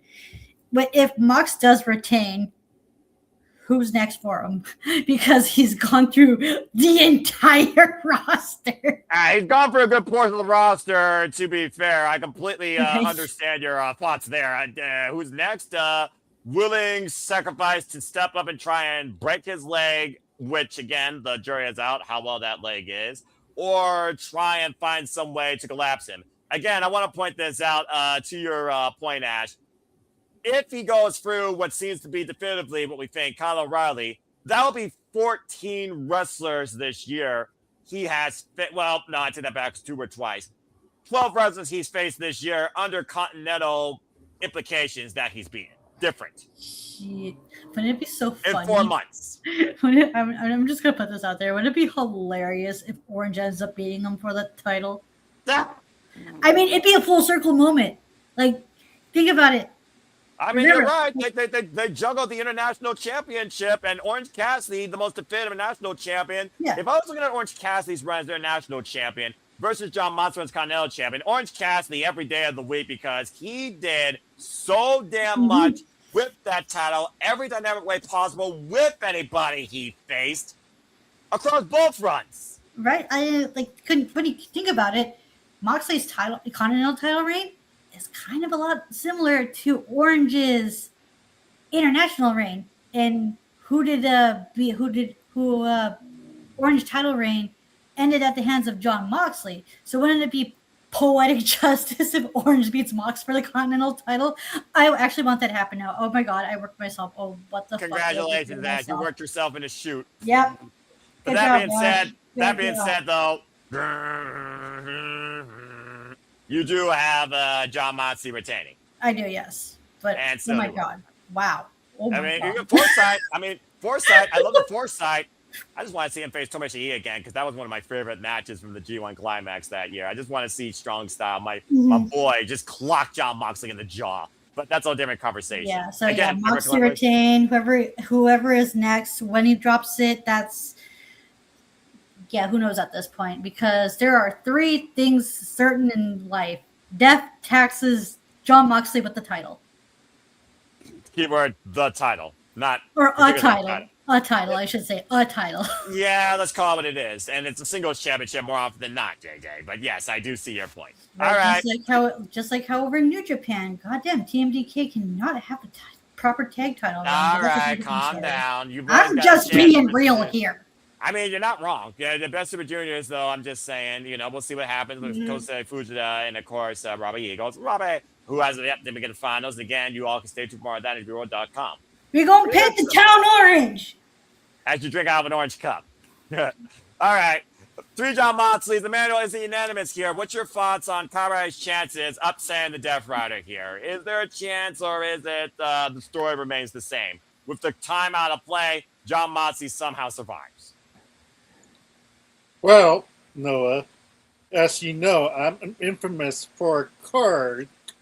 And I would like to play the Emmanuel card. Yes! Damn it! Yes. Go ahead, speak. You got Kyle O'Reilly winning? Yes, I have Kyle O'Reilly winning. And we have Adam Cole in the back, coming back, celebrating, hugging his brother, and finally winning his first singles title. That's a stretch. Wow. Yeah, I agree with JJ. Like, Moxley as champion is overdone. I don't like the Death Riders. We've been talking about the longest time how Moxley should have his time off. It's like to rest up his body and everything. We've been talking about how the Death Riders is gonna kick him out of his own group, and it has not happened yet. It's not that type of group. I'll tell you right now, AEW is clearly showing us it's not that type of group. Continue. Yeah.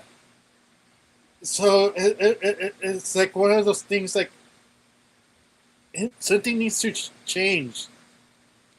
Like for me, like something needs to change, and Mox like it's too many titles for him, and too long of him holding one. It doesn't matter which one. They always have to make him hold the title. Is it because he was the Shield member? Like, is that why he's being pushed that much? Like I think it's just become a status quo of AEW since day one. Let's forget he came in here, Double Number 2019, at the end of that show with a paradigm shift for this business, and the rest is history. At the end of the day, every company has their ace. Hiroshi Tanahashi was New Japan. Roman Reigns is now the Fed. John Moxley has been, and I think always will be, AEW till its very end. And TNA's out theirs. Yeah, and remember what I told you earlier with Mina. Like, I want a shocker. I want something unpredictable out of this pay-per-view, or That's not. Fair. Like if not, was this meaning of this pay-per-view? If we're not gonna have some shocking victories out of this. So hopefully I'm right with this, and I'm not the one person who voted already. No, so just to confirm, So whoever that so is, Robert, for you, I'm with you, my brother or sister, and whoever both that one. Brother or sister? I don't know. Like, it could be a girl for all we know. Like, I mean, that's know. fair. There are women that are elite. Hello, Ash. So there you go. She's not the only woman in the league. Shout out to my friend Ashley Reynolds. Continue. So for me, like, it's time for a change. Like, it's not out of the realm. Like, if Willow could do it, I guess Kyle O'Reilly could do a double champion as well. Like, the trios championship is basically what, like, it's not that important. Like, this the Continental Championship is like, he's gonna get to the mid card. I don't know if he's worthy of a main championship, Kyle O'Reilly, but for me, when I saw first Kyle O'Reilly in NXT, I thought there was promise and upbuilt, and so far he's been just too injury prone, unfortunately, for him to even become at singles star. But this is a way it could go to have that singles opportunity, and it finally have a chance to prove why he is, a good wrestler, in my opinion. That's fair. And again, I've seen multiple people hold the trios championships and some sort of singles championship, including the world championship. Hello, Samoa Joe. So it's not too far out of the realm of possibility. But trends, much as I am a statistical analysis, stay tuned for particularly breakdown with me and Papagino, 6 p.m. Eastern Standard Time, Monday night, folks. It's just one of those things, though, that I just think that trends tend to change. And I think Jon Moxley changes his fortune against Kyle O'Reilly this Sunday. So, again, I admire you, but also good luck, you fool. All right, so 3 Jon Moxleys, 1 Kyle O'Reilly. Okay, well, now we're in the top echelon of this card, so let's go ahead and move on from there. And, again, we have all sorts of different things. But you know what New York's known for at the end of the day? Traffic jams and intersections. And pizza? there's what? Pizza? That, too. And Ninja Turtles? Dick Clark. Yeah, there's that as well. And also incredible fatal 4-way matches on pay-per-views. And this one takes the cake. Let's go ahead and talk about the AEW Women's World Championship fatal 4-way, where all 4 of these women have double or nothing implications, not only against maybe each other or the champion, but also at double or nothing history. I've not been this excited for a women's match in a long damn fucking time. The AEW Women's World Championship fatal 4-way action. That toxic spider Thekla, leader of the Triangle of Madness, defending the gold against Hikaru Shida, Kris Statlander, because that's where it's at, damn it! And forever I will be a hater, Jamie Hayter. All 3 of these women are former AEW Women's World Champions. Hikaru Shida won it on this stage, back at double or nothing against the Native Beast, Nada Rose, back at double or nothing, 2020, had a year-long run before losing to Databrigger DMD in 2021 at double or nothing. Kris Statlander, who came back to the double or nothing stage, beat that bitch to win her first championship, the TBS championship.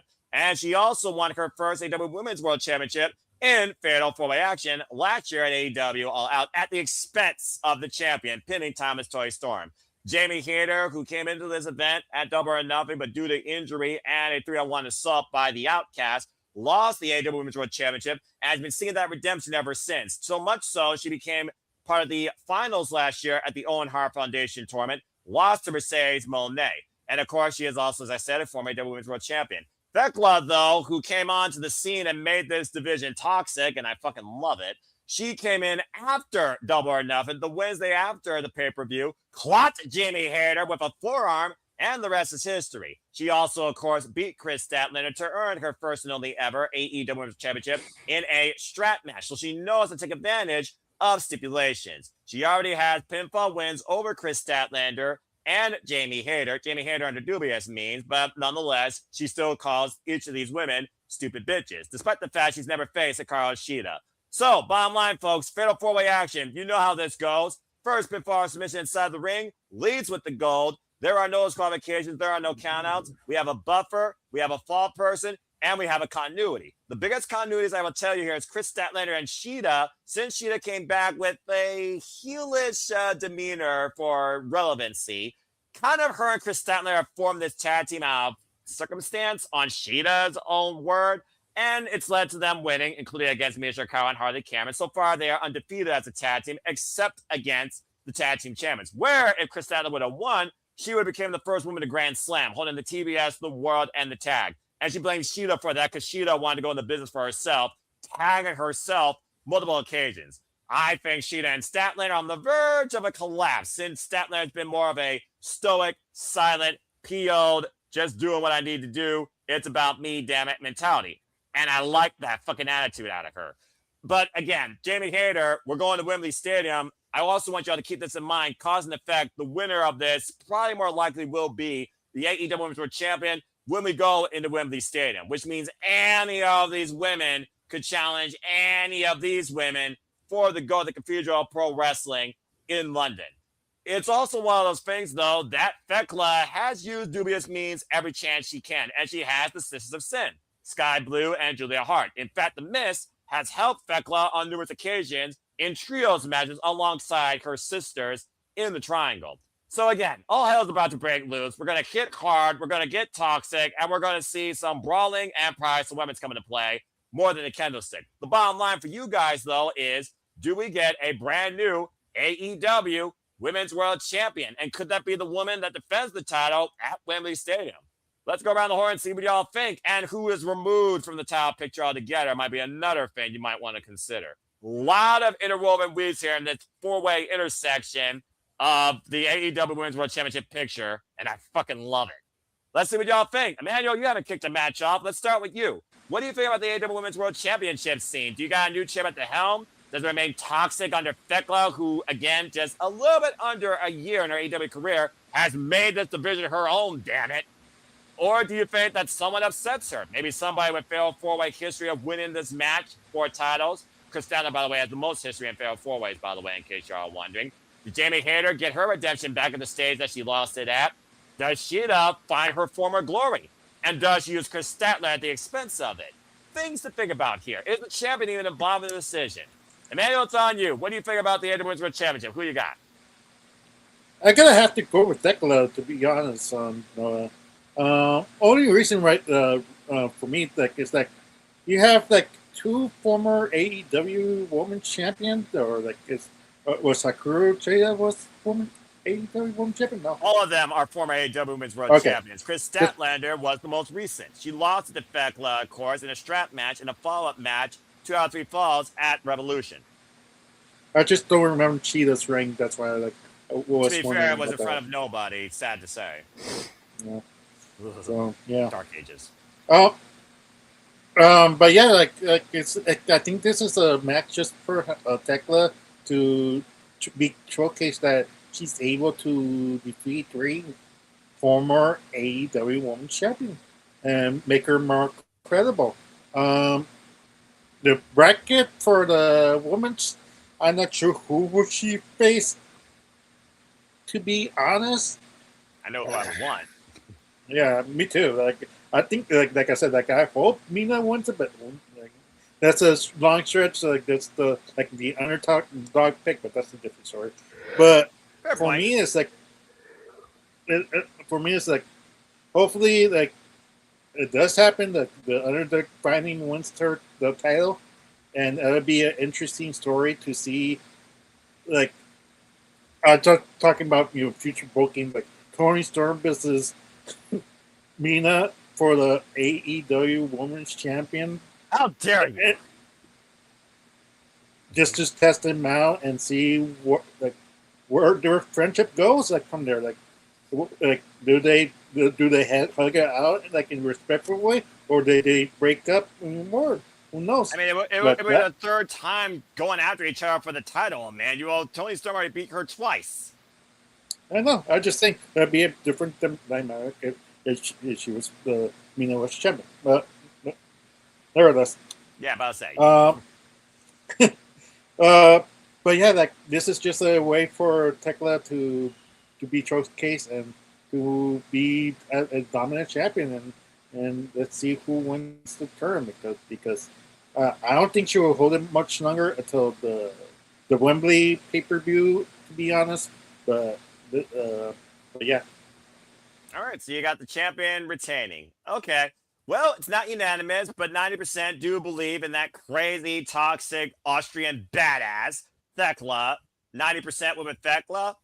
10% did go with the former champion, Kris Statlander. It's also one of those things that she has now been champion for 100 days, and this will mark her 6th defense. How's that? She's beaten Thunder Rosa, Mina Shirakawa, Kris Statlander, Jamie Hayter, and Alex Windsor, both of the Brawling Birds and the former champion. As I pointed out, she has no previous history, though, with Hikaru Shida, and the jury is out whether or not Hikaru Shida and Kris Statlander, I'm going to use the trope, can they coexist? And then there's Jamie Hayter, and ever since I've seen this Brit, get this style and this unique connection with one Alex Windsor, I'm really starting to love this tag team, by the way. I think there might be something different in store for them at Wembley Stadium. Just saying.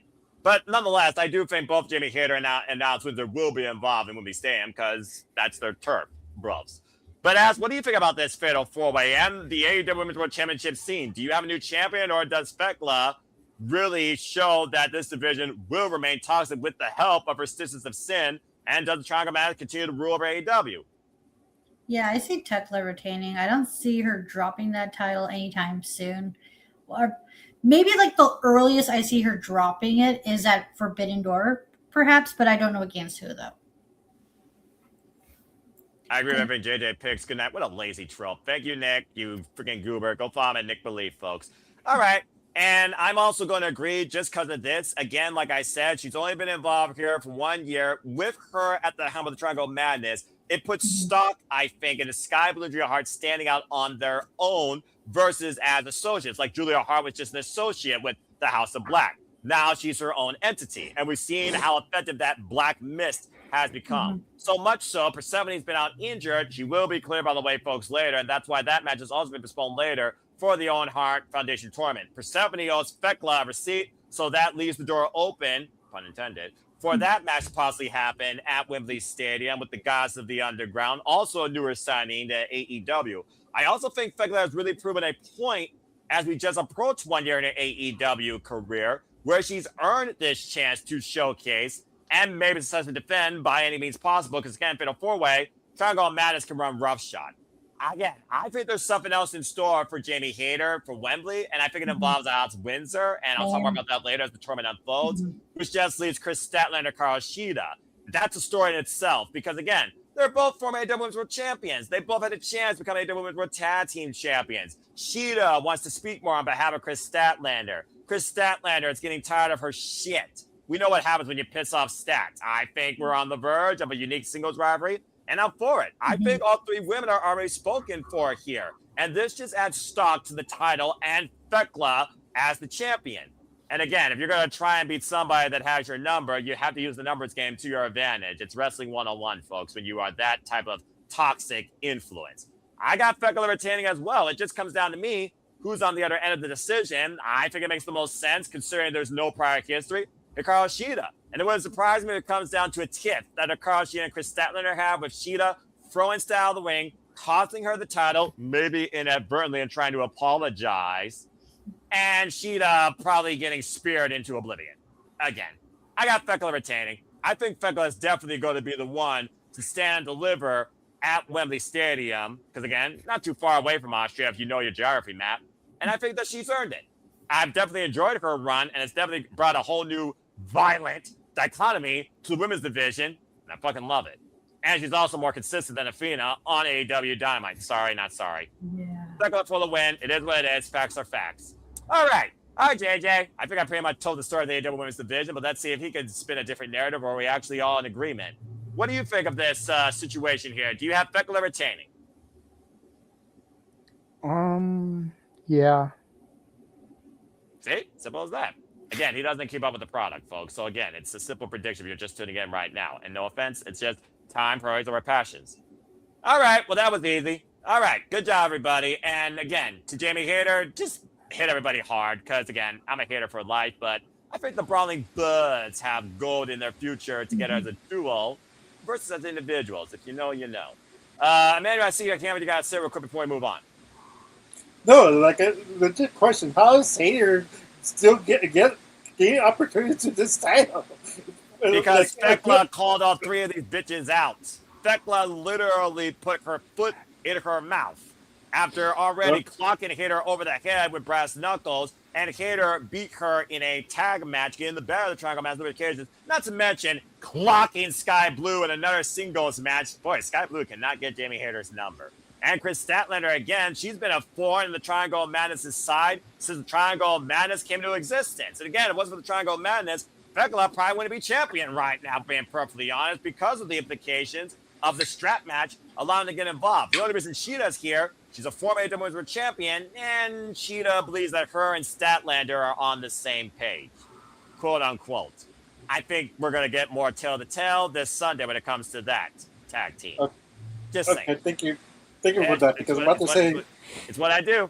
All right. Yeah, moving on from there. Because I'm about to say because Hayter and Statlander had multiple opportunities with Thekla. Like, it's like we're recycling the same kind of match again, but it's just a different type of match. Basically, yeah. I mean, just look at what a Fatal 4-Way is. A Fatal 4-Way is interwoven match history. That's basically what a Fatal 4-Way is. The biggest story out of this is who implodes first between Shida and Statlander. Emmanuel, who have they built up to be a worthy contender other than these women? That, too. Nobody. No. Mercedes is gone. Tony's gone. Yep. Willow just left. Yep.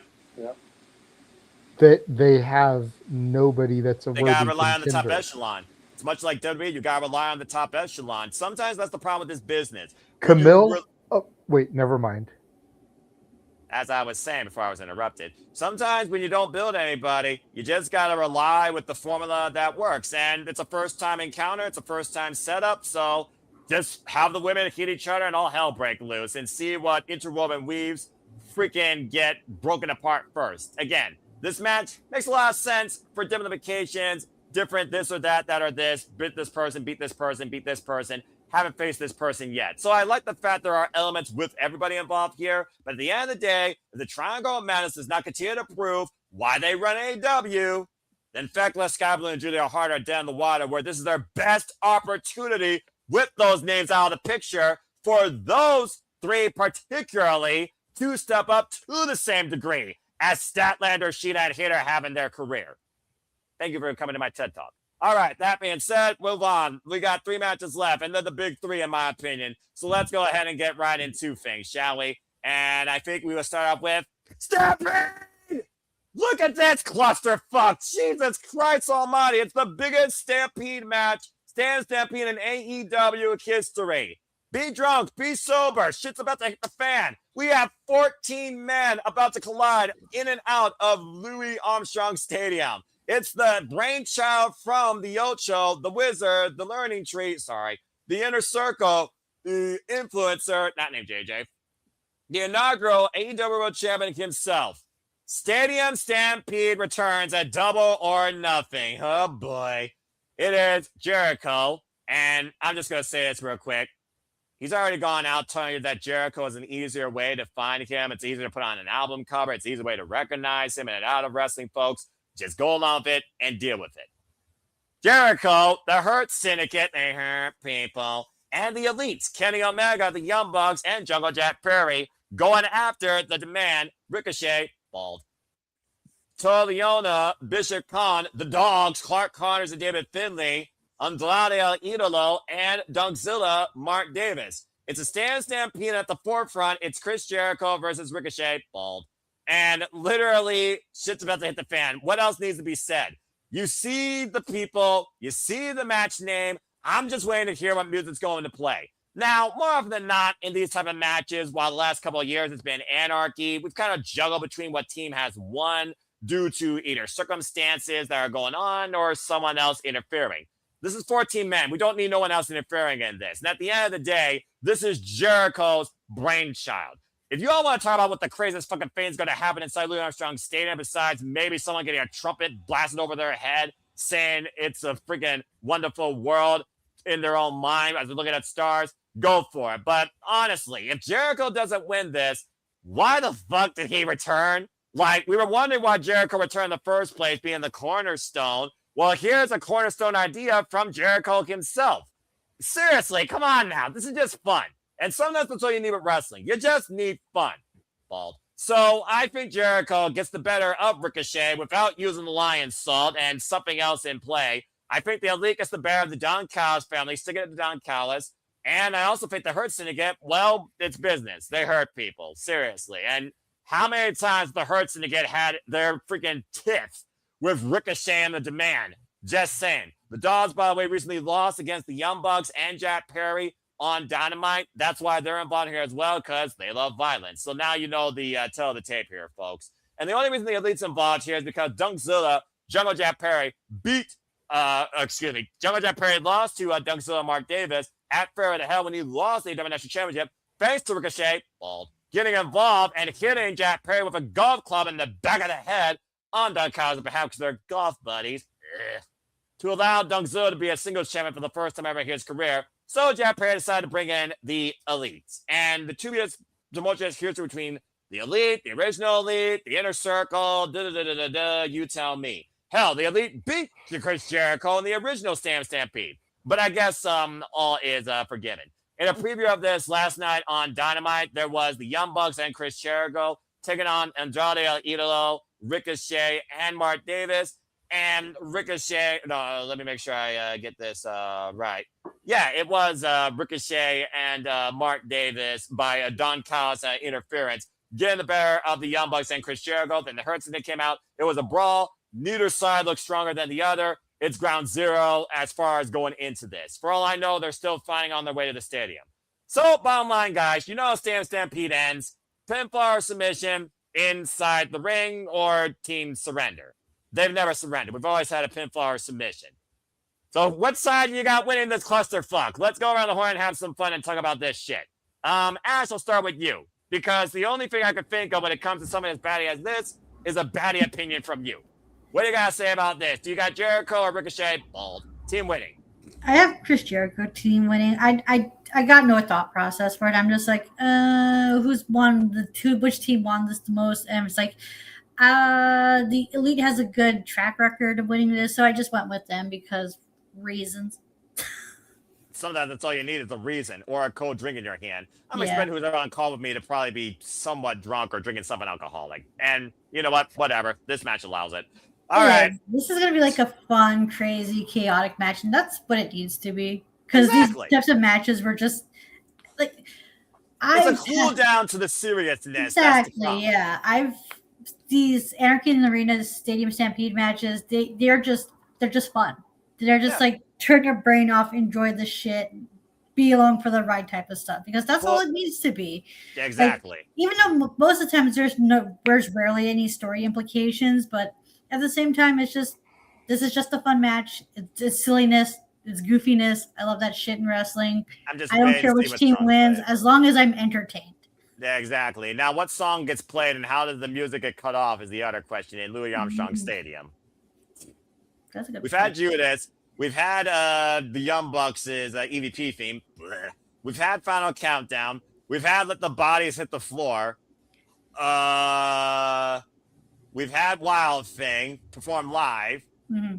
How do they trump this? Oh, Lord, I just put Trump and New York in the same sentence. I think I already set myself up. What? No. We had that at the freaking, what was it? Lights Out, Steel Cage match last year, Forbidden Door. We don't need that song again. Daggone it, JJ. All right. And, anyway. Question. Maybe the Hurt should get fiend. They hurt people. Just have that play out. I mean, I wouldn't mind that just playing out. Why not? Because, someone's probably going to get hurt here, I'm going to guess. Or Chris Jericho could debut a new theme. I mean, you know what? That's not too far-fetched. I mean, again, the new album I cover, I guess, going to be Jericho. Maybe he's got a new theme in mind. I don't know. What does the Cornerstone have in mind? And what's the most ridiculous weapon or ridiculous thing in Louis Armstrong Stadium that could be used to someone's advantage or punishment? Saxophone, trumpet. I said trumpet, so I guess I've already... Louis Armstrong was known for the trumpet. Okay. Yeah, exactly. Well, again, my dad grew me up in the jazz, and I'm a Louis Armstrong fan, and I used to sing... So, it's one of those things. A trumpet wrapped in barbed wire. Oh, gosh. Thanks, JJ. A pizza full of thumbtacks. A pizza full of thumbtacks? Why not, right? Can you imagine getting, hit in the face with that shit? Open up a pizza and there's thumbtacks all over the pizza Oh, jeez. instead of pepperoni. Okay, why don't we What just kind of go order is outside? that? Why don't we just go outside the building, call a taxi, and have somebody bump somebody as Luchasaurus drives it? I don't freaking know. Hey, Good Nick grief. Gage is back wrestling. Maybe he can get involved. Let's not bring that into play here. I don't think we need that. Oy, hey. Pizza cutter, Jericho's still having nightmares from that, I'm pretty sure. I don't think the scars have fully healed from that carving. Just saying. Speaking of, I Chris Jericho, purchased not Matt Tremont. yeah. Yeah, accurate. I bought myself a rotary cutter for some DIY projects, and it came in today. Oh, well, there you go. I'm sure the dogs are going to have Shillelagh and maybe Wilson finally shows up in AEW. Wilson! Enough taxes, you can get a tire off one of those. I'm just having fun with this right now, all right? You know MVP is going to be involved as well. You know most likely that there's going to be other people outside this. I just said Luchasaurus. This is not going to just be 14 people. This is going to be a whole lot of other madness. Just buckle up and enjoy it. Or go grab a drink and just wait till it's over. I don't freaking know. It's better than a Super Bowl halftime show for a wrestling fan. All right, Emmanuel, let's go ahead and get your thoughts next. Do you have Team Jericho or Team Ricochet, Bald? I mean, Team Jericho, obviously. The only reason why is because they had the most experience in this type of matches. He created this match. Yeah, that's what I'm saying. Like, there's no point in picking the people, Team Bald, aka Team Bald, to pick them. Like they have no experience. Like, they're going in blind. They don't know what to expect. At least the elite know what they expect in this type of match. They know how to work together. They know how to, time themselves, how to pace themselves. Even Jericho knows how to do that. Like, it's like I don't want to say their specialty, but it's starting to turn into their specialty match, unfortunately. And it's like John Cena's I Quit. Yeah, exactly. So it's one of those things like, I wish we had new people. That way, people have fun and make a name out of themselves. But well, you got the Dogs and the Person to get involved in this for the first time, and Ricochet. I get that, but that's against the opposing team. I'm talking about both teams, like both teams having new people. That way, they create those the memorable spots. Like, hey, Bobby Lashley is the former ECW champion. All right, he can make this work. I'm just saying. Yeah, he's hardcore. Well, he's definitely the Almighty. That's for damn sure. Freaking spiritual. They only have his boots on Wednesday Night Dynamite. Yeah, but all right. That should be an extra point of the like. What song would they play in this match? That's a fun extra point. All right, I'll go off the weights. I'll say New York right now. New York, Frank Sinatra. This is the one song that would not work with the absolute madness involved here. Because I don't think New York's known for this type of riot, but I do see what you mean. Anyway, all right. That being said, he's got Team Jericho. So we got Team Jericho. I definitely got also Team Jericho. To your point, 2020, the first Damn Stampede, the Elite beat Jericho in the Inner Circle. The following year, the Inner Circle beat the Pinnacle. I believe 2022 was Inner Circle versus Blackpool Combat Club. And then the Elite won either the year after or the following year, because Blackpool Combat Club also won that year when Kazuchika joined the family. And, of course, those became Anarchies. And just last year, Anarchy in the Arena, it was Kenny Omega, Swerve, and other contingency against the Death Riders and the EVP Elite at the time. So it's definitely been mixed fortunes for Jericho and crew. And we'll see how Bobby Lashley and freaking Shelton Benjamin work on, obviously, Jericho's payroll. Or, same enemy, because, again, as I said, bald. So either way, it's going to be interesting. But, yeah, I think Jericho... And he also hasn't gotten a win yet or the better of Ricochet, bald. And his crew yet since coming back to AEW might as well be their first comeuppance. Plus, everyone wants to see Ricochet gets his ass kicked. Just saying. Bald. Jericho for the win. JJ, You want to do something short, brief, and simple here as far as your thoughts towards this, or make it funny? Go ahead. Do you agree with all of us in Team Jericho, or do you have Team Ricochet bald winning Sam Stampede? No, I have Team Jericho / the Elite / the Hurt Syndicate / we're gonna fuck people up. I'm still racking my brain about what the song is gonna be. That right? That's the number one thing I'm thinking about, I think. Because like there's when I think of New York, the first song I think of, and I don't think it would fit this environment, but Frank Sinatra, New York, New York. That's what Emmanuel was saying, and I agree. That's like the first song you associate with New York City. But that wouldn't fit this environment. No. So then you start thinking, well, what could fit this environment? New York State of Mind by Jay-Z? That came to my mind. I was going to say, then you start going the more hip-hop route. And I know how much you absolutely love rap music, you know, but you've got to think about something that's going to be energetic, up-tempo, instantly recognizable. Exactly. And the first thing that came to my head was Biggie Hypnotize. Oh! Because just that beat drop right from the beginning.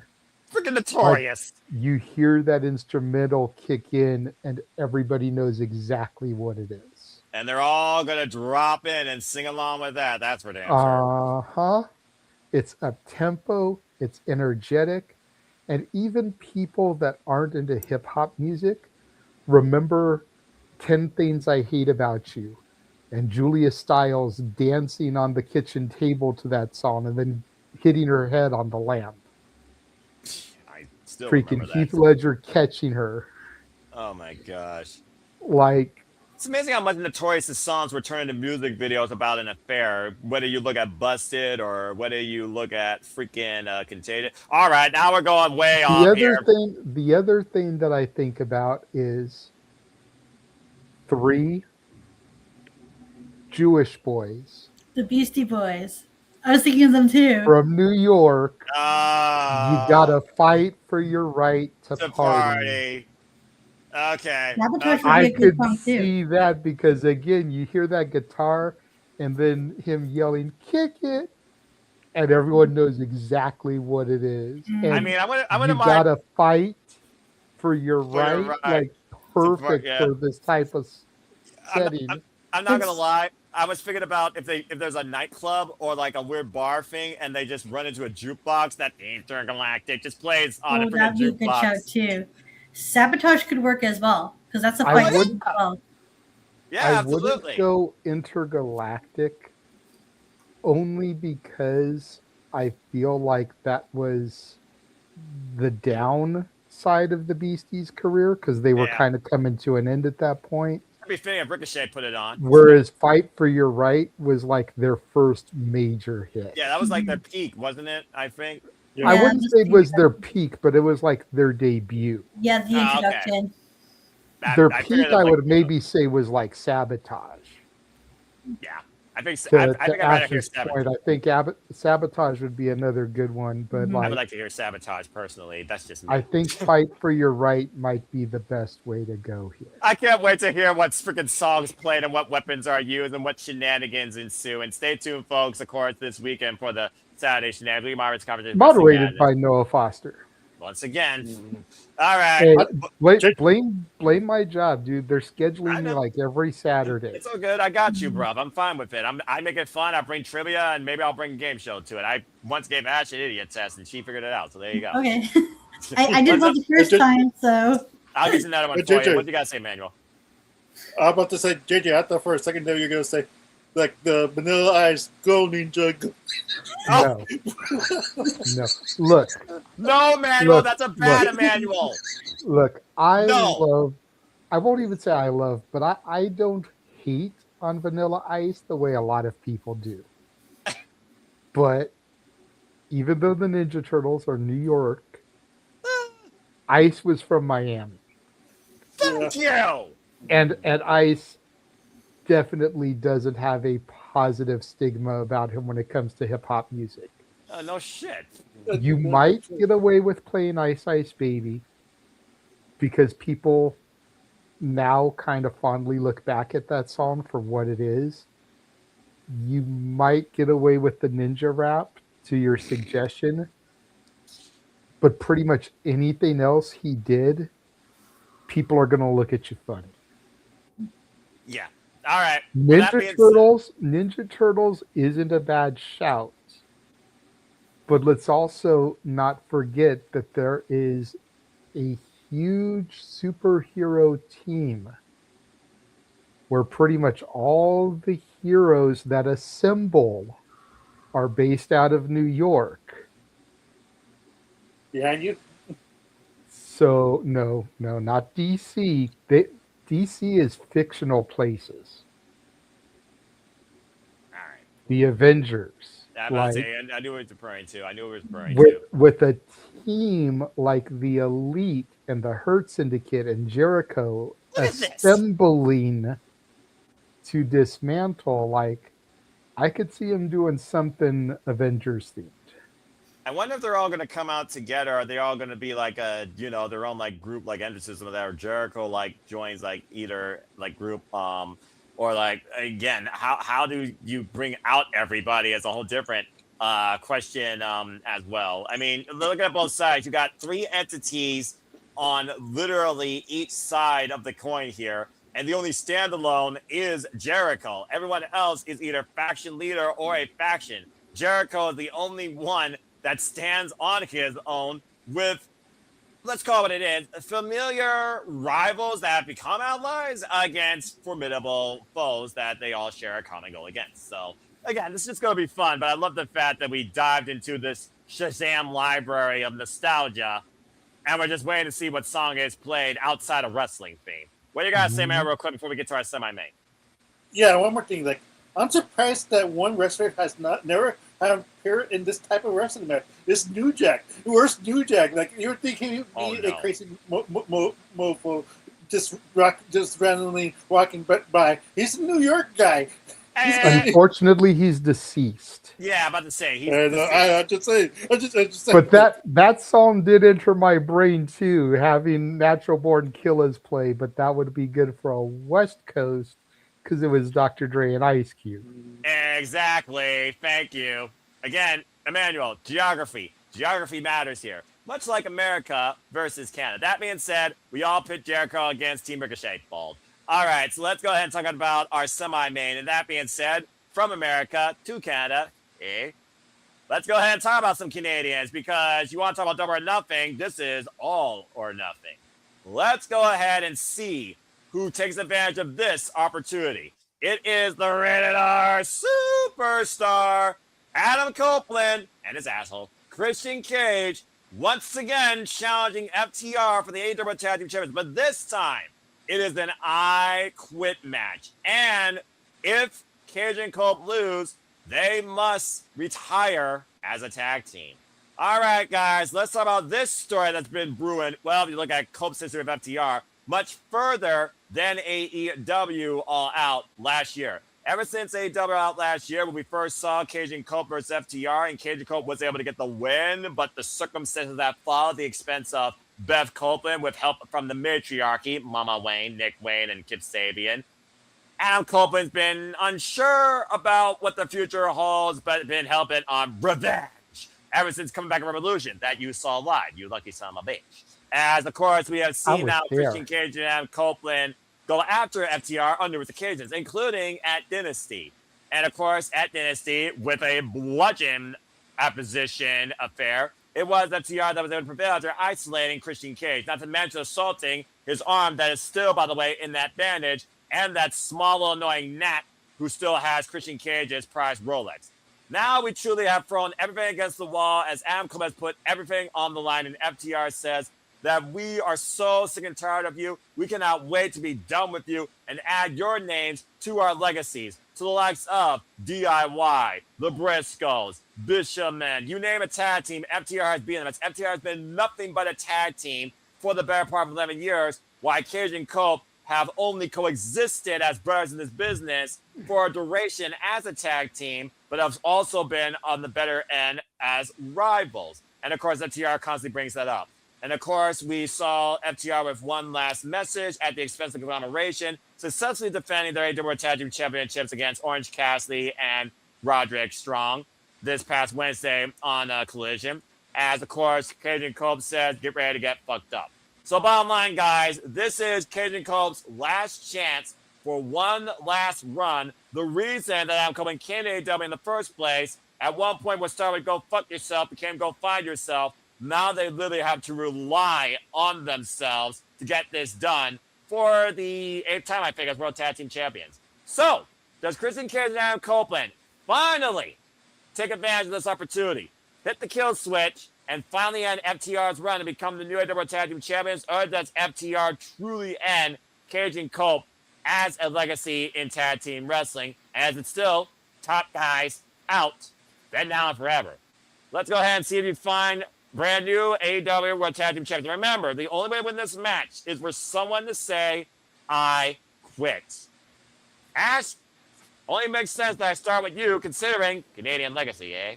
So, Ash, what do you think here? Again, with speculation that we're all talking about maybe Adam Copeland might be the turn of his career, could this be the final coup for the Radar Superstar and Christian Cage as brothers in this business? Christian Cage doesn't look like he's laying up anytime soon with that angry little demeanor. Again, stop talking while I conduct my business. But I also feel with this being I quit, there could be a Glamazon coming back here for some revenge, and I would love to see that. Possibly, and of course, yeah. in I quit, anything goes. The last time we saw an I quit match, Adam Copeland made Christian Cage quit when he was looking to impale him with Spike, and he became the TNT champion. It also did involve him, though, being handcuffed to the ropes, so just saying. And we know that annoying gnat, Small Stoke, who can't get holes, will be in FTR's corner, so that is also going to play hugely as a factor. But do you have brand new AEW Tag Team Champions? Yeah, I do. I see CNC Concerto Factory win. Concerto Factory. Forget Concerto, like, don't do it if we quit. You think Concerto is going to be the death note to FTR here? Possibly, yeah. I mean, I'd say this is the feud ending, like the feud ender, like having Cope and Christian become tag champs in AEW, and where they go from there, who knows? I mean, people have their speculations on how it's going to play out. Right. There's a possibility, but you never know. But yeah, the logical conclusion is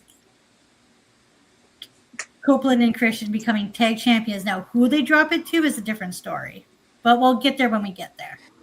Fair enough, and this will be their 8th defense, by the way, as this is their 3rd run as AEW Tag Team Champions now for 181 days, since beating Brodito last year for the titles at Full Gear, and outlasting now the Bang Bang Gang, Davis and Doyle, again, Doyle, get well soon, the Rascals, the Young Bucks, and of course, Cage and Cope, and the Conglomeration. I feel like FTR has literally ran the tag team gauntlet when it comes to challenges for the title and eliminators, including Busta and the Brain. Right. So I do think that Adam Copeland and Christian Cage are due for one last run in the sun. I think it would be a lot of fun. And with speculation where Wrestle Dream might be, I think it's only fitting they walk in as the homecoming heroes versus the Maple Leafs. So, again, their team. Hey, at least they're dedicated to their team despite the fact they always lose. Just saying. Yeah, I was going to say, like, if FTR does retain, who's left for them? Because they've already gone through the roster. Exactly. I mean, I feel like this is the end game if we're going to go in the MCU world here. It's got to be the end game. It's the trilogy. We talked about trilogies before. This is their 3rd tag encounter, and each one's only escalated from there. Much like the Briscoes that ended a double dog collar, we got a freaking I Quit match now for the titles and a tag team legacy is on the line. I love how the fact there is so much implications at Double or Nothing, too, with some of these matches. It even makes them more worthwhile. All right. Well, that being said, you got Cage and Cope. All right. Let's go around now to Emmanuel here, and we'll end things off with Jen, and then we'll snake order the other way for our main event. Emmanuel, what do you think about this? I also will say right now, this match, as far as the poll, is unanimous. Everyone picked Cage and Cope to become the new AEW World Tag Team Champions. it's one of those things right now where I do think we need to look towards a new day, and I think a new day needs to start with new champions in certain ranks. I think the tag team division is a great way to start. Since FTR became tag champions, it's been a resurgence of the tag team division, I feel like, in AEW, with the opportunities that have been at hand and the teams that have been built or brought in. But as Ash said, they've kind of pretty much ran the gauntlet, or should I say the tower, Mortal Kombat style, of the tag team division. So I think it makes sense that Kazuchika finally get the win here. And I quit. You break a man's will versus break a wrestler in combat. Considering how much embarrassment and physical and mental toll FTR have tried to use against Kazuchika, including Roppongi Vice and Dunkow's family, this seems very poetic. So what do you think, Emmanuel? No, I agree with that. I think Adam Copeland and Christian Cage is going to win this title. The only worry I have, to be honest, for this match, it's a certain tweet that certain Adam Copeland, aka Edge, that on his ex social media, saying, yeah, he posted that he doesn't know how much longer he's going to be wrestling. His body's giving up on him. Not surprised. Jeez. And it's one of those, like, it's kind of like a coincidence that it's an I Quit match. And if this is his, his farewell, I'm not sure how 100% he is right now, because only he knows, and his wife knows. Fair, and that's fair. And it's kind of one of those things like, how serious was this stream? Is he kayfabing us, making us believe that he doesn't have it anymore, and he ran out of gas, basically? He's running in his reserves, basically, now.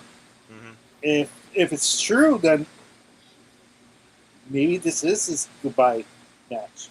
Maybe this is the last time we're going to see Adam Copeland as an active AEW wrestler. He like, before his injury, he said he had a couple of years left until it was done, and that 1 year passed by, and he hasn't really wrestled one-on-one anymore. He's been a tag team guy now, so that's good. That's going to be an interesting thing to see in this match and in this pay-per-view match, and see what he has left. If it's not good, then it might be his farewell match, and people. That's a thing that you gotta remember for the or nothing, like the retirement of Adam Copeland.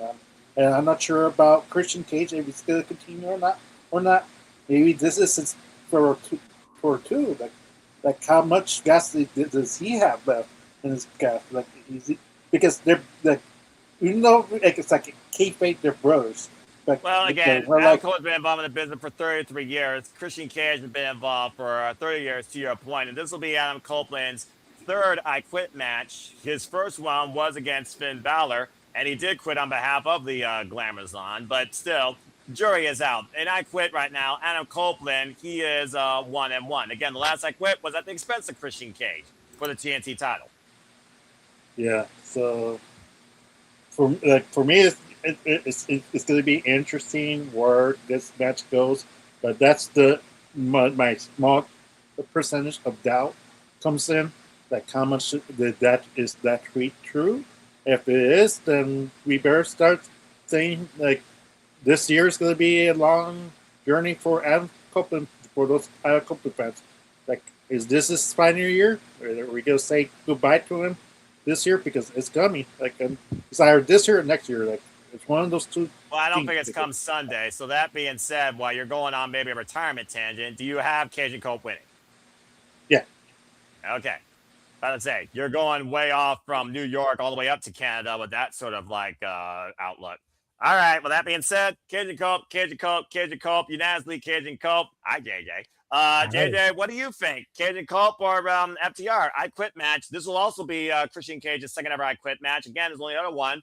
Adam Coleman beat him. This is their first ever I Quit as a tag team. I can't remember the last time we had a tag team I Quit match in anywhere, let alone for let alone for tag team championships. So this is unique. And at this point, we talk about FTR facing every team. You might as well say they've now faced every stipulation as a tag team. So that being said, JJ, what do you think happens here? FTR ran their course, Cage and Cole rise to the occasion, or top guys out? Top guys this time being Cage and Cole once and for all. What you got? Well, to address Emmanuel's point about Edge, I'm pretty sure, based off of the information that I've seen, that Adam Copeland's contract comes up in October. Wrestle Dream is in October. That'll probably be his final match. You know, who it's against, if they go in there as champions or not, that remains to be seen. Personally, I don't want them to do the Steen and Darby thing again. I agree. Where they win he wins his final match, and then the tag belts have to go up to another tournament, considering we're already going to be going into the winter in the C2. Like, we don't need more than one tournament happening at the same time. Thank you very much. Thankfully, they've never done that outside the OWEN, which again, men and women, but I do see what you mean. That's different. Exactly. It's one tournament, just a men's and a women's. Yes. You know, it would be different if it was a men's and a women's C2, but we don't have that. I wouldn't mind seeing that, though, honestly. I've got Cope and Christian, Cope and Cage, you know, ENC, whatever the fuck you want to call them. Well, yes, I've got new tag champs. You know, to Datilla's point, FTR versus a debuting Machine Guns or the New Day. Better question is, do either of them debut after the match? Don't they have a 90-day thing? I was going to say, if they have a 90-day no-compete clauses, soonest that could happen would be July. Which would be speculation around the so-called pay-per-view that could happen that month. The Guns do, New Day don't. Okay, so the New Day theoretically could show up. If what Ash is saying is true, and I don't doubt you, but I don't know. So I don't know either. If what Ash is saying is true, then we could get the New Day debuting after this. Fair but point. Then, is it fair for the New Day to cut the line? Hell no. You know, if we get Cage and Cope as the champs, I'm sorry, but I don't want to see Cage and Cope versus the New Day right away. Nah, not even as Eliminator. I'm just like, I could see that out of the pay-per-view, but like, you know, maybe even at Wembley. But I don't want that to be like the first thing we get. Agree. There's too many other tag teams that I'd like to see ENC tackle.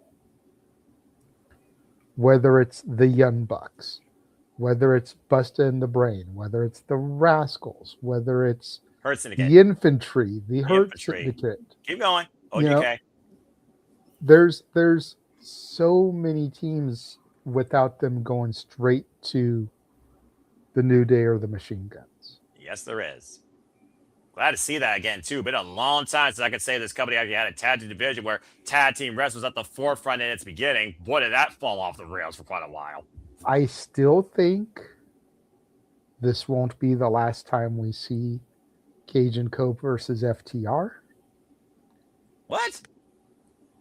I still think the grand final plan is going to be at Allin Wembley to basically do whatever they're going to call their version of TLC.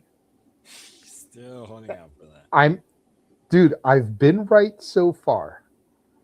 I said the Bucks weren't going to win in LA. They didn't win. I said Cage and Cope weren't going to win in Canada. They didn't win. I said we were going to get a rematch at Double or Nothing where they get the titles, to be determined. I said it was all going to culminate in a TLC style match at Wembley between the Bucks, FTR, and Cage and Cope. We'll see if you're right. where they will lose the titles because we don't need them to have a long run. We don't need them going into potentially Edge's final match as champions. Let Edge's final match be a singles match against somebody. Let him put over somebody. Doesn't need to put over Christian. He needs to put over some young kid. Whether it's a Darby, whether it's a Sammy Guevara, whether it's an MJF, he needs to make somebody. All right. I guess. So let them lose the titles to the Bucks at Wembley in a TLC match. And yes, I just advocated for the Young Bucks to win the tag titles again. Clip it. You heard it here, folks. But it makes sense. It makes sense. All right. Well, we'll see if your cents are worth the value of pounds across the pond. Hey, you know what? First they have to win the titles on Sunday. If they do, I'm one step closer to my grand vision being fulfilled. And unlike Chester Bennington, I'm not about to break. And also, your vision has to turn into a vapor, unlike what's going on in a different place right now on the condensation cycle. All right. Well, that being said, JD is also going with Kenji Cope. It is unanimous. I love his outlook. We'll see if it's right. Because, again, seeing is believing. As I don't scroll or follow notifications or believe or feed into social media. No. Once you were a wee lad, I know you watched the Santa Claus. Seeing isn't believing. Believing is seeing. I do recognize that line. I'll give you that. I recognize that. Emmanuel, what you got to say real quick before we go to our main event? As long as we don't get the same FTR ending of them both quitting at the same time, I'm fine with it. I just don't want them simultaneously going, I quit. That's fair. Because we're seeing it too much. I agree. It's been a trope towards the end, and then Small Stokes gotten involved on FTR's behalf. And again, I'm just waiting for that pitbull to be popped. Now, whether or not it's Concerto or the Glamazon takes him across the border and he's never seen again, I'll take either or. As long as they rip his arm off and get that watch off his wrist, too. Freaking wrist barely freaking fits that damn watch. Never mind. Not going to say that word. I had to make sure it wasn't snowing in Winnipeg after JJ's comment, and we're good. Okay, so, right. JJ. Thanks, Sash. Well, again. Thanks, Sash. And stay tuned. Keeping it batty for you. I'm about to say, always. And again, don't be a dickhead. Subscribe. Hey, not only that, but before you popped in, I advocated for Mercedes Moné to be the wild card, too. Yes, he did. That's a twofer on this stream. Mm-hmm. Yes, he did. Wow. And again, we'll see if he's right. Again, I will be covering the Owen Hart Foundation tournament in full, folks. Of course, it kicks off at Double or Nothing. Goes for the Forbidden Door, where the finals will take place. The winners at Forbidden Door will challenge for the respective world titles at Wembley Stadium Allin. So stay tuned for more on that. But that being said, we've had a lot of fun, a lot of great conversation. We even talked about music. Who knew we could get into pop culture? Who could say? Again, that's what happens at Sleepy Did anything but. We've had some unique Emmanuel cards played for some circumstances that he hopes to see happen. There was some unanimous. There was some polarization. There is possibility that the Bravo could be upsets. But that being said, let's go ahead and get right into our main event for the AEW World Championship.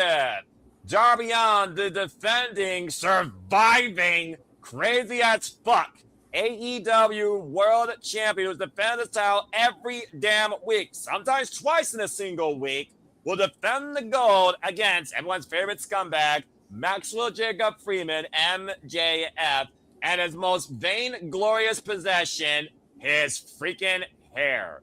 MJF and Darby Allin, who have defined AEW since Double or Nothing 2019, as I pointed out, while MJF was the first of the pillars to seize the gold, Darby Allin was the last, why he doesn't call himself a pillar, of the original four to finally claim the gold, as Sammy Guevara also never got it. And he also defended against Sammy Guevara, with defenses successful against Tommaso Ciampa, Brody King, Kevin Knight, Speedball Mike Bailey, Sammy Guevara, Konosuke Takeshita, and the Bastard Pac, and two of those matches being no countouts in less than 100 days. Darby Allin keeps going until the wheels fall off, and he feels that those wheels are definitely starting to lose their footing. We've even seen this man's body freaking give out.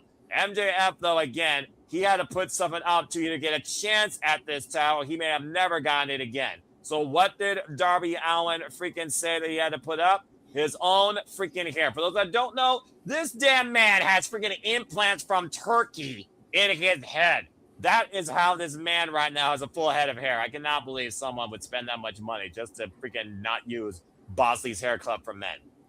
That being said, we are also looking towards, again, Wembley Stadium, who could go in as champion based on circumstances and storytelling. We've already seen one bruv beat this man when he made a title American versus international.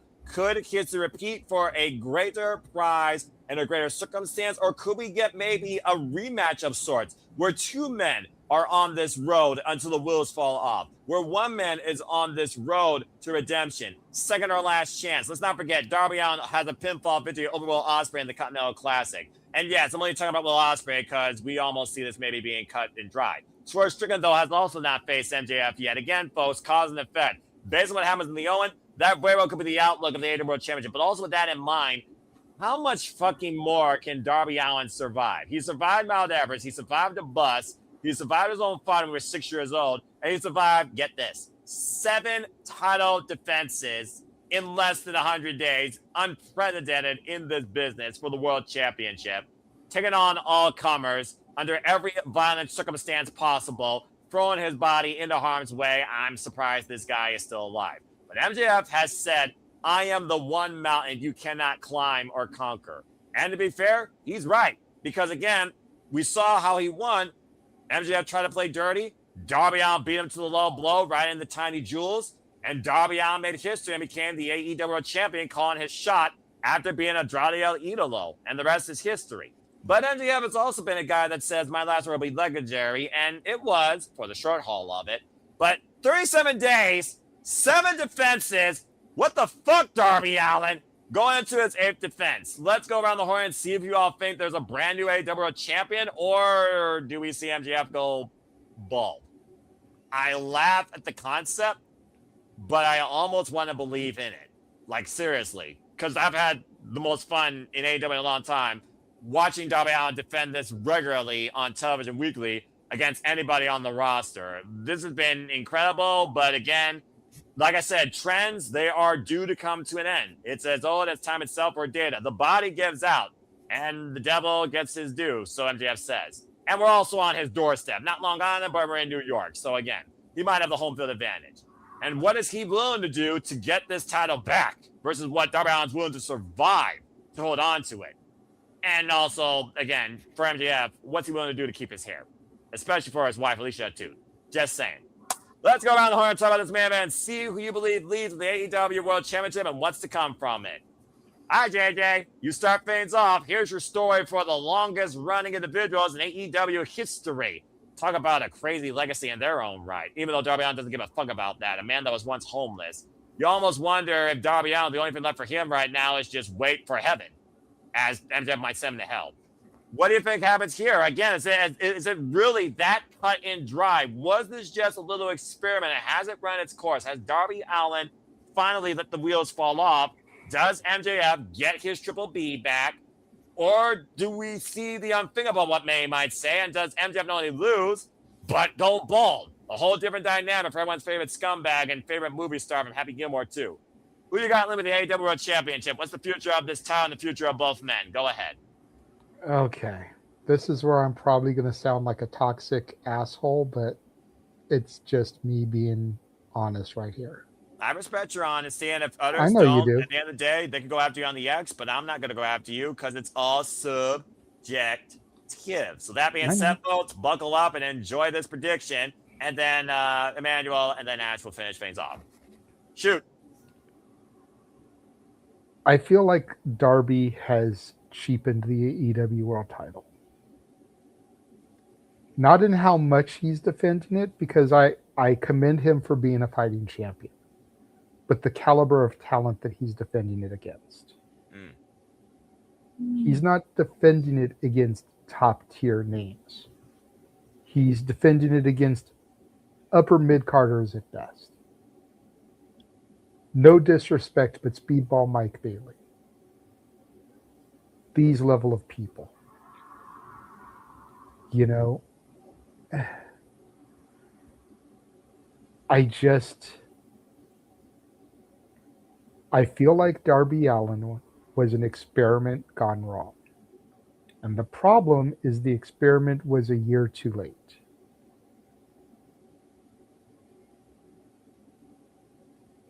That being said, the only reason I would see MJF losing, and I'm not picking him to lose yet. I'm not picking him. I'm just saying. The only way or reason I could see MJF losing is if he has a movie project coming up where he has to be bald. So let's work it into the story. I lose, I get my head shaved, I go film the movie, I come back with hair grown back, I recapture the belt. Revolution Dynasty next year. Wow, you got him going all the way down that far. Well, we don't know how long he may have to go film a movie for. Oh, I'm allotting for, a good 3 to 6 months to go film a movie. That's the only way I could see MJF losing, is if he's got a movie coming up where he needs to be bald. And again, if that's the case, work it into the story.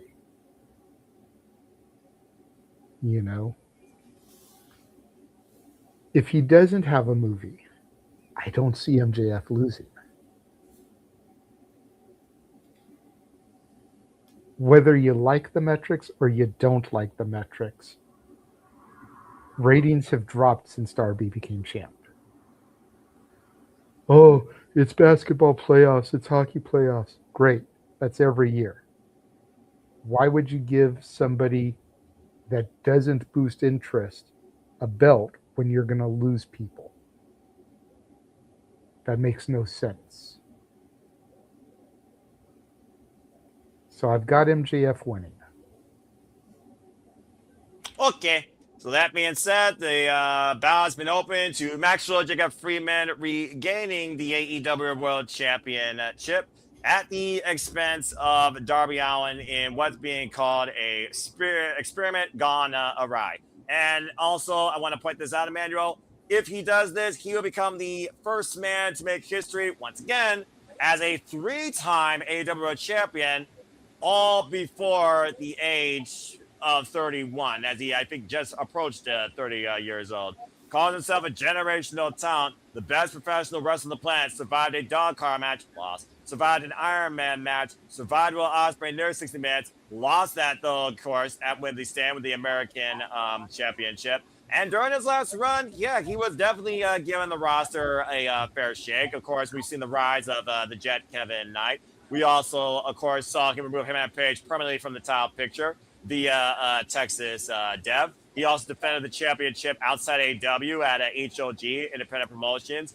And again, like I said, he's got beef right now with one of the Elo, who still has his eyes on the title. Swerve Strickland hasn't faced him yet. And Will Ospreay, he might be looking for that win back. So again, there's a lot of different dynamics here to consider when it comes to who leaves Double or Nothing still holding the title. And considering MJF's last of the defense was against Kenny Omega at Dynasty, only to lose to Darby Allin in 2 minutes in a vainglorious, cheap way, it's just one of those things where maybe, again, this was a little bit of fun, but MJF is ready to take back control. And again, is it literally one and done here? Are we done with these two after this rivalry? Is Darby Allin done in general going after the AEW title? Let alone holding it again, because it's going to feel the same for him.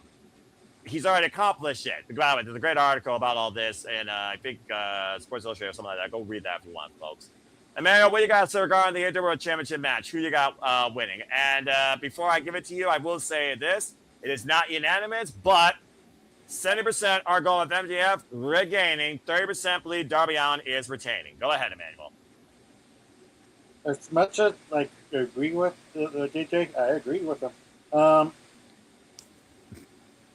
MJF is going to win. Fortunately, where was Mick Foley? Not the guy you give the ball to. That's what JJ has been saying for the longest time. There's going to be guys who who needs to hold that championship, that third and long, fourth and long, and you pass the ball to that certain person, and that's Darby Allin in this case. But Right. who are you going to give the ball to in the end of the day? An MJF, and you go on a Will Ospreay, and so on and so forth. And this is a sneaky way to say he defended the title a lot because he opened that challenge, and but I agree with JJ as well. Like, who did he defend the title against? Lower card tiers. I would have been more interesting and more intrigued if Darby would have defended the title against upper card people, at least in those weeks of pay-per-view before the pay-per-view, but we didn't get that, unfortunately. Darby, unfortunately, it's like one of those people who always say he doesn't really need the title. He doesn't want to be the main guy. They experimented and they're going to move on. The only other reason MJF might lose his hair if he's balding, just like Kurt Angle. He was like, that's the other explanation I could give you. Like, and they were ribbing on Adam Copeland, like, you gotta lose your hair because like, he has the longest hair, and Kurt Angle didn't at that time, and it makes sense why he lost his hair during that time because he was getting bald. Like, why hide it? John Cena with their hair extensions. All right. Embrace the bald. Anyways, it's relevant. No, it's relevant. I'll give you that. I'll allow it. But nevertheless, like Darby Allin did his purpose during this reign. That's why you saw so many championship opportunities, and that way you can't say he never defended the championship or like WWE has done, and that's basically what they've been doing. Like, hey, guess which champion is more defended than Roman Reigns, than Cody Rhodes right now? Darby Allin. So there's nothing much else to say, but MJF is going to win it and regain the title and lose it to Will Ospreay whenever that opportunity comes up along. Fair enough. All right. Well, I guess before I give my closing remarks, Ash, let's go to you. Again, with MJF, we were talking about when he first won the title back and got his world back last year at World's End in that fatal four-way at the expense of man that took it from him, Samoa Joe, back in Long Island, New York, like 3 years ago. It seemed like the sky was the limit with what he was going to do this time as AEW World Champion. And the evidence speaks for itself. Brody King, Bandito, freaking Kenny Omega. Everyone was coming after him. Andrade, Swerve Strickland, Kyle Fletcher. Can Kyle Fletcher get well soon? Bobby Lashley, let's forget, at one point says when you get that title, it's not going to be business. It's going to be personal. No love lost there. And with Darby Allin, though, the key thing that I've noticed, every time he's defended the title, someone in the capacity that says, I'm going to challenge you next. Now, truth be told, he was already set for Double or Nothing, but there's not even been like a tease or an idea on who he could defend it against next. And looking at the roster based on what they're saying and looking at what everyone else is doing on this card alone, it does feel like that, okay, who do we throw here that could be believable to beat Darby Allin in general, but won't and also will not be hurt in defeat because it's a respectful opportunity or that's that legacy of history. And again, looking past Double or Nothing, we're focusing now on the road to Wembley, a very long road, as we have the OWEN tournament, Summer Blockbuster, Forbidden Door, and supposedly another pay-per-view even before that. So with all of that in mind, do you see this being, call what it is, the summer of MJF? Yeah, I have MJF getting the title back because when I first heard that Darby Allin became champion, my initial thought was, whoa, this was abrupt and quite sudden. Right? I was pleasantly surprised by it. It's like, whoa, I got what I wanted. I just wasn't expecting it to be this soon. Right. I mean, don't get me wrong. I like that Darby is a fighting champion. He's like, it I've seen this argument a lot, and I made the argument that, yeah, the title doesn't always have to be defended weekly, but it's currently held on Darby, who's a fighting champion, who defends that title weekly, like he would as if he was TNT champion. He lives in the moment. Right? And also you can make that argument that Darby treating the, and I see this, I see the point as well, that Darby treating the TNT title, I mean the AEW title as the TNT title kind of devalues and diminishes the title, because like, you're the world champion, you're king shit. Why are you treating it like it's a mid-card title? No disrespect for the mid-card titles, because I do love me a good mid-card title. So Kevin Knight's been a great fighting TNT champion. To your point, he even defended against him at one point. yeah, so I see both sides of the Darby Allin AEW coin. I see both arguments. For me, it's just, when Darby became champion, my initial thought was, this is going to be a short test run. This is a proving ground to see how well Darby does as a champion. And if they're not getting the results that they want, MJF is getting that title back at Double or Nothing. That's my whole thought process on it. Now, another question is, will Darby ever become a champion again? Who knows? I'm about to say, with Darby Allin, though, it's also one of those things, does he need to become champion again? Again, like I talked about, he's done everything. And I feel like for him, this was the last thing that he wanted to do. He wanted to achieve. He wanted to bring forward to AEW that has given him so much freedom in this life.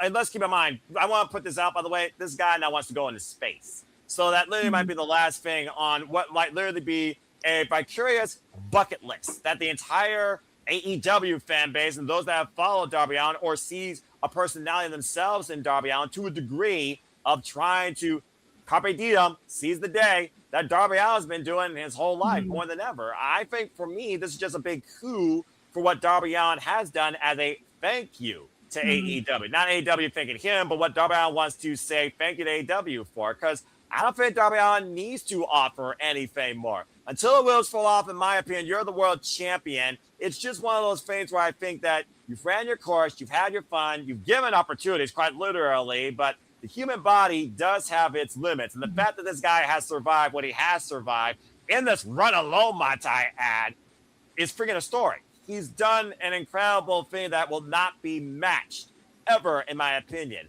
And again, he doesn't care about legacy, but I think it's more than enough for his coup as AEW World Champion. I think MJF gets it back as well. We talked about MJF, like I said, since World's End. I think it's already set what is next for MJF.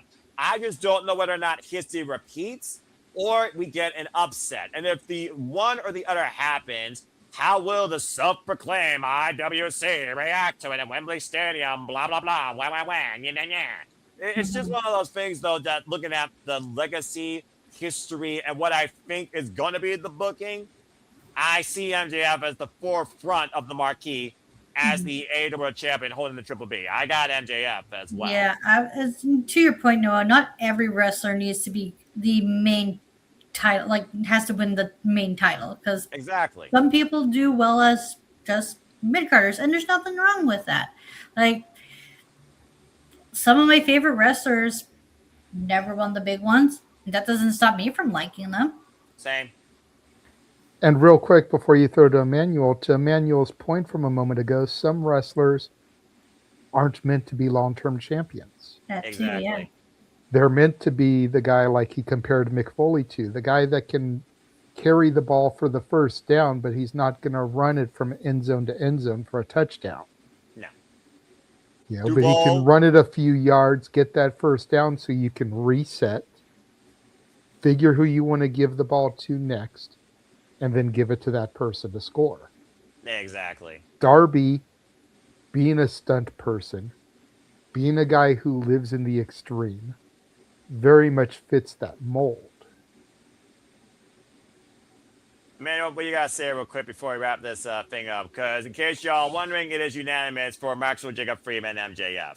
And I would do a spit take if something different happens, because I understand making the title match feel more important and for MJF to earn it back in his own vainglorious nature, according to Darby Allin. But let's be real here. When this Owen Hart Foundation tournament bracket was made, everyone knew what they wanted to see at Wembley Stadium. Now it's just a matter if we're going to get it. Emmanuel, what you got to say real quick before we wrap this thing up? Yeah, but to say to Ash, like, remember, Mick Foley was a multiple world WWE champion. So don't think that this is the only time Darby's going to have an opportunity. They just need to book him better and make him face main eventers, because but it all depends on Tony Khan, what he thinks is a proper run for a Darby Allin, because he for the first time around he didn't do a good job. It was just like upper mid Carters, like upper mid Carters, but for it's a him, mixed bag. Takeshita is on the verge of being world champion numerous times. Bandito, again, he had a challenge earlier this year. So Brody King looking for singles gold. Brody King, Darby Allin, long-term history. Tommaso Ciampa calls Darby Allin literally his soulmate in pro wrestling, as they had a match about passion. So I don't want to discredit Darby Allin for what he did in what he presented to those individuals and the connections that he's also built with them over the years. I don't think he did terrible. It just wasn't to the level of what you think would be for a world title. And that's okay, because, again, not everybody is meant to be an MJF, a Will Ospreay, a John Moxley, freaking Swerve Strickland. And Darby Allin knows that, and Darby Allin doesn't give a fuck about that. And I think that's why it works so well for Darby Allin to have this sort of run with the championship. Yeah. What do you got to say real quick, JJ? But to your point on that, it would be different if one of those names was wrestling in upper mid Carter, because you could argue the fact that they're trying to groom them for the main event scene. Darby doesn't come off that way. Nah, he just presents the opportunity. I do see what you mean, but also, like I said, the flaw of the business. Are we actually grooming somebody? And, the jury is out. Anyway, sorry, I had a cough there. So, bottom line, MJF wins because he's better than you, and you know it. And the devil will get his due, because, trust me, MJF will go through his own hell and back to make sure he holds on to his hair and seizes that championship. If we've been watching MJF long enough, or you've been knowing MJF as long as I have. MJF for the win. Well, that being said, that does conclude Double or Nothing. So again, folks, what are your predictions, your opinions, your outlooks? Who goes all or nothing? Who wins Double or Nothing?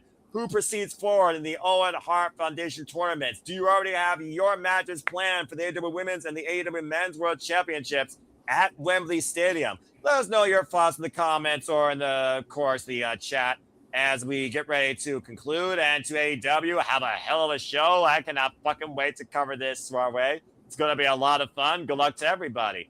Let's go around the horn, get that out of here, and finally get some rest. And thank you all for tuning into another edition of Predicting. Emmanuel, always a pleasure. Go ahead and tell the people can finally connect with you and what you've been up to. Yeah, you can follow me at Interactive Games and Movies. I have a new X account for the channel if you want to follow along and see what episodes is coming up next and keep up to date to my product and videos.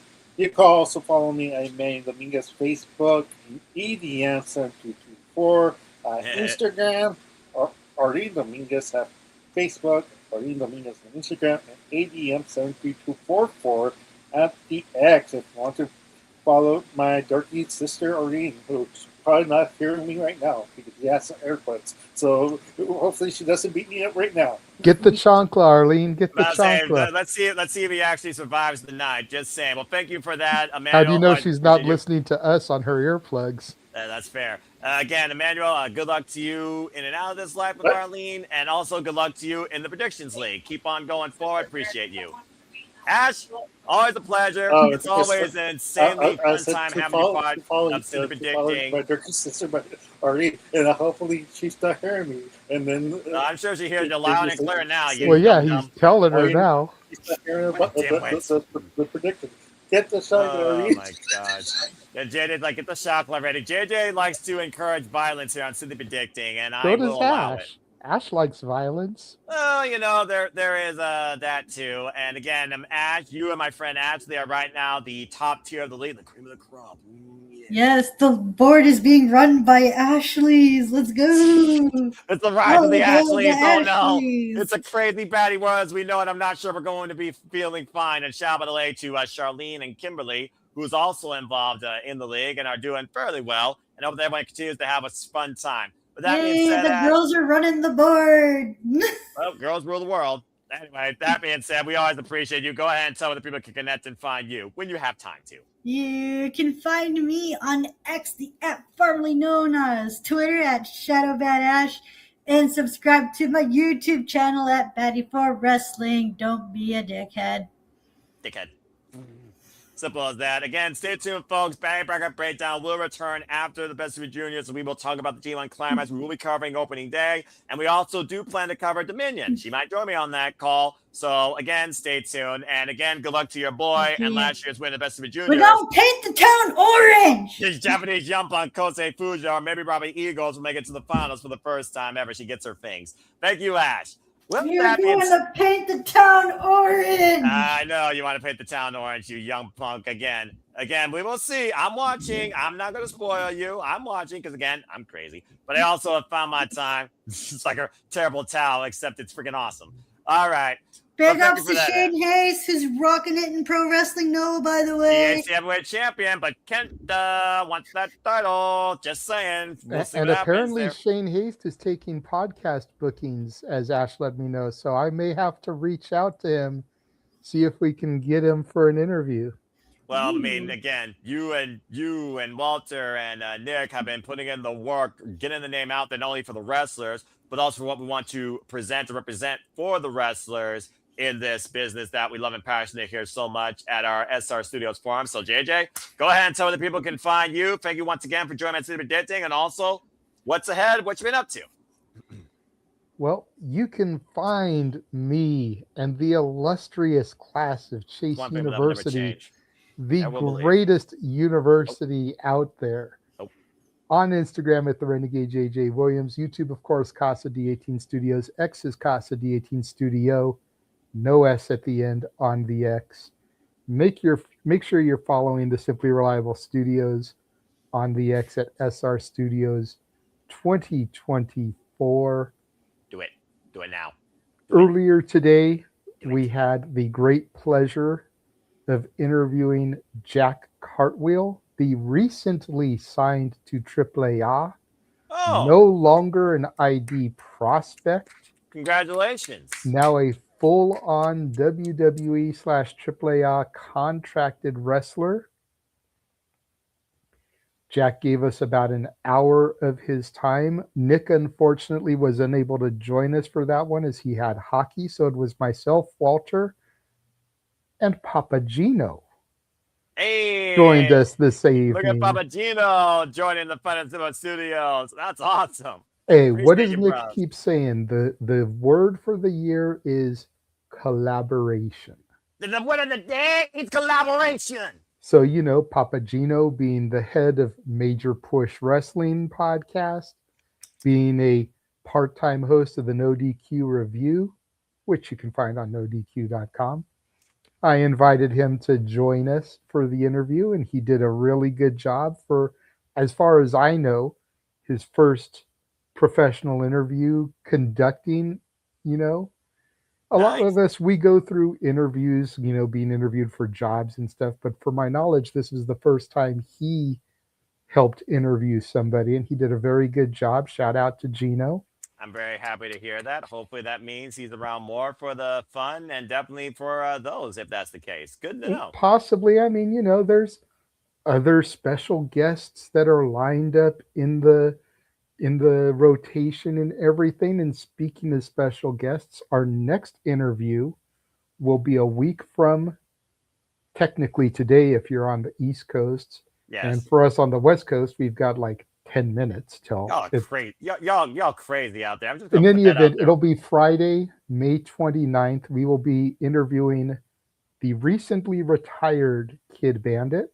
Oh wow! Shout out to my ATW crew. That's a long name right there. And yeah, it's recently retired now. You know, she is launching her very own company, going to be having its debut show on July 3rd called T for T Wrestling. T for T Wrestling features some of the top trans and non binary talent in professional wrestling and is centered on trans and non binary empowerment through the art of wrestling that comes straight from the website. Some names signed for that very first show include Dark Sheik, Nyla Rose, Giselle Shaw, and Sunny Kiss. And Sunny Kiss actually liked and retweeted my tweet announcing that Kid Bandit was going to be on the show. So I may try to reach out to Sunny Kiss for an interview as well as we lead into that July 3rd premiere show. Nice. And then on Tuesday, June 2nd, we will be featuring not a part of the wrestling business. No. She is the center of attention in the wrestling business. Miss Brittany Brooks will be joining us. Current Tuesday, FSW Women's June 2nd. Champion. Nice. So all of that is on the forefront for us here. When it comes to the interviews, we do have a special guest that I just touched base with during the stream here who will be coming in to help us interview Kid Bandit next week. None other than Carlos Estrada will be joining us. Oh, nice. This is not a Wrestle Collective, Simply Reliable Studios collaboration, even though he is a member of the collective. This is just a friend joining friends for an interview. This is not being touted or promoted as any kind of collaboration. Carlos has been very good to me through the collaboration partnership and even since then. So I wanted to extend an offer to him to be able to come and join us and be a part of this, especially being somebody who's part of the LGBTQ community himself. Thought it was a great opportunity. He accepted the offer, so he will be joining us next Friday for that interview. That interview will be 3 Eastern, noon Pacific. Earlier than our normal interviews, but again, got to work with talent availability. Yep. So.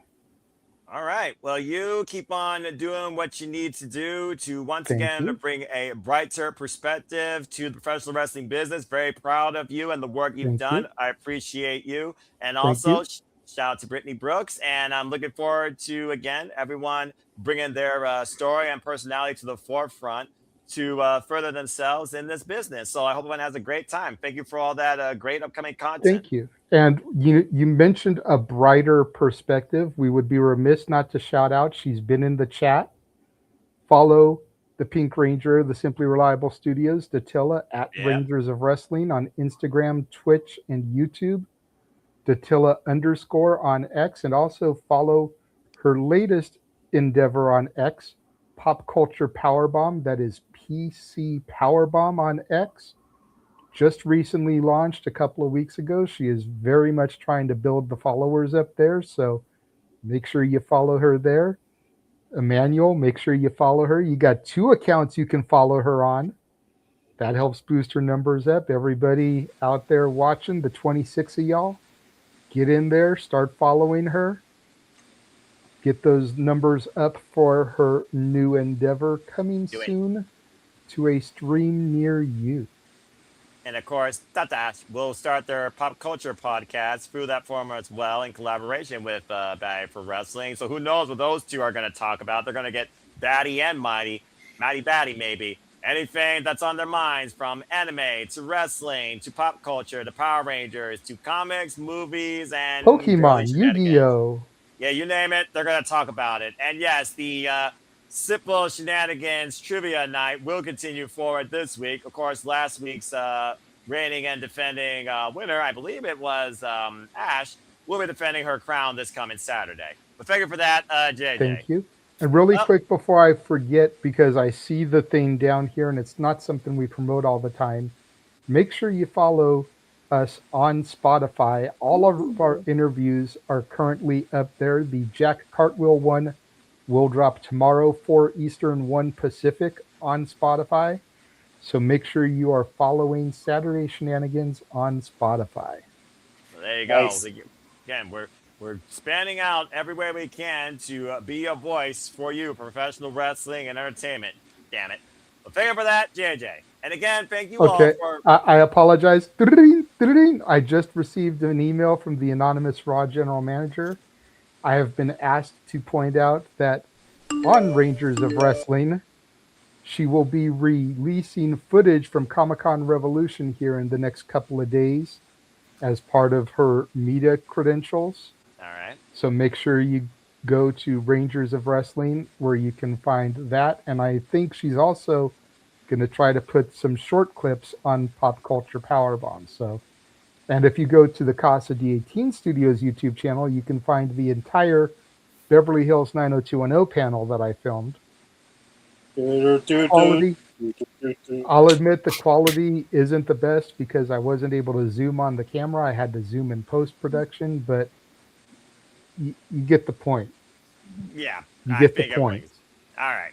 Well, that Go definitely seems more viable and more cost-friendly than anything on Rodeo Drive. Thank you for that, JJ. Thank you for all of that. And thank you to my panelists and everybody that, of course, have been participating, collaborating, and engaging here at Super Labo Studios, including Thekla, who's becoming her own lyricist. And again, thank you all. If you want to engage with me, it's as simple as this. Find me if you choose at nfoster1916 on the X and on YouTube, for I am nothing more but a simple man and a lifelong fan of professional wrestling, damn it! Again, the Superman's brand agenda, it's very simple. It's predictions, it's watch-alongs. It comes down to that. It's predictions, analysis after the show is over altogether. So again, as you heard earlier, Papadino, who, of course, represents the Papadino Network, has been working with the CSL Studios. Thank you again, my brother. Stay tuned for more of me and Kim as we break it down. On Predictions League breakdown, of course, where we will give you the post-show analysis, recap,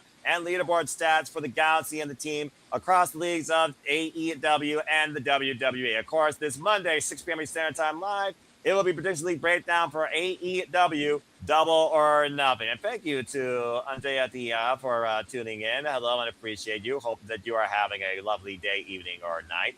And again, stay tuned for me and Papagino and the crew, always bringing the major push to professional wrestling on Major Push Wrestling, the weekly forum live, 7 p.m. Eastern Standard Time, unless scheduled otherwise, on Wednesday nights. You can find that exclusively at the Papagino Network. And speaking of which, subscribe, follow him today. There you see it, Papagino 0017. I'm pretty sure he's not related to James Bond. Find him doing Rocket Leagues, bringing the Major Push Pro Wrestling, and so much more, and also bringing positive mentality to his friends, including the C-Rod podcast. Appreciate you, Kris. And as others that we appreciate here as well, as we've been talking about everybody else, we cannot leave without talking about Walter Cruz, Mr. Reliable. Show him some love. Get his numbers up today. Subscribe today. Subscribe today to the Rage of Wrestling at Walter Alex Cruz. And, of course, the next opportunity to come will be for WWE Clash in Italy. Same time as always, 11:30 p.m. Eastern Standard Time on the Thursday night of the week. So, more for that. And as far as me covering it, stay tuned because we might actually change it out and get a new voice for the WWE. I don't know. Mario and Luigi, you have to wait and see.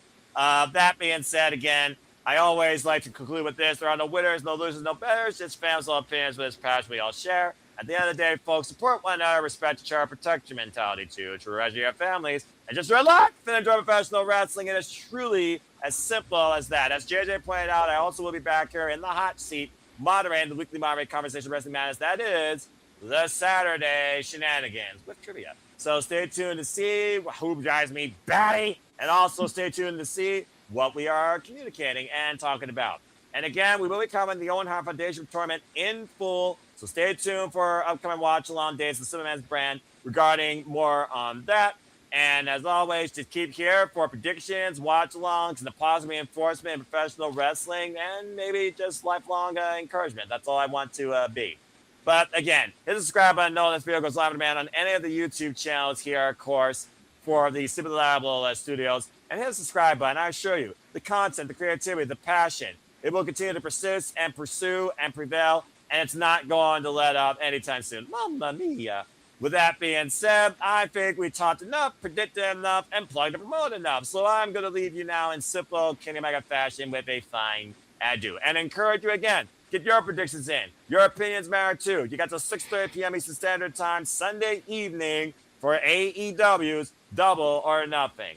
So until the next time that any of us are in your feed or on your screens, for the Bag Wrestling JJ Williams, for Ash, for Thekla, for all of you in the chat, for Emmanuel Dominguez and Arlene, who will likely attack him after this goes off the air. I am the Seminole Foster, reminding you, as always, to make a positive, thank you, by the way, Morrow, for the love and support. Make a positive impact in life. Have a good night, and thank you for tuning in to another rousing edition of Simply Predicting as we go this weekend. Double or Nothing! Have a good night, folks, and we'll see you next time here at the Cement Brand and the Simply Reliable Studios. Take care. Believe in Joe Hendry. Son of a His bitch! name and he appears. I believe in Joe Hendry. Damn it. Believe in time, getting every tone time. orange. I'm about to say, orange is a color I can agree with. All right, Believe let's in get Chase University. Never, you will never get me to say otherwise about that. Never. Good night, everybody. I'm Hand the Bun. This has been episode 172 of Simply Predicting. See you for 173. Good night, everyone. Bloody hell. You know who else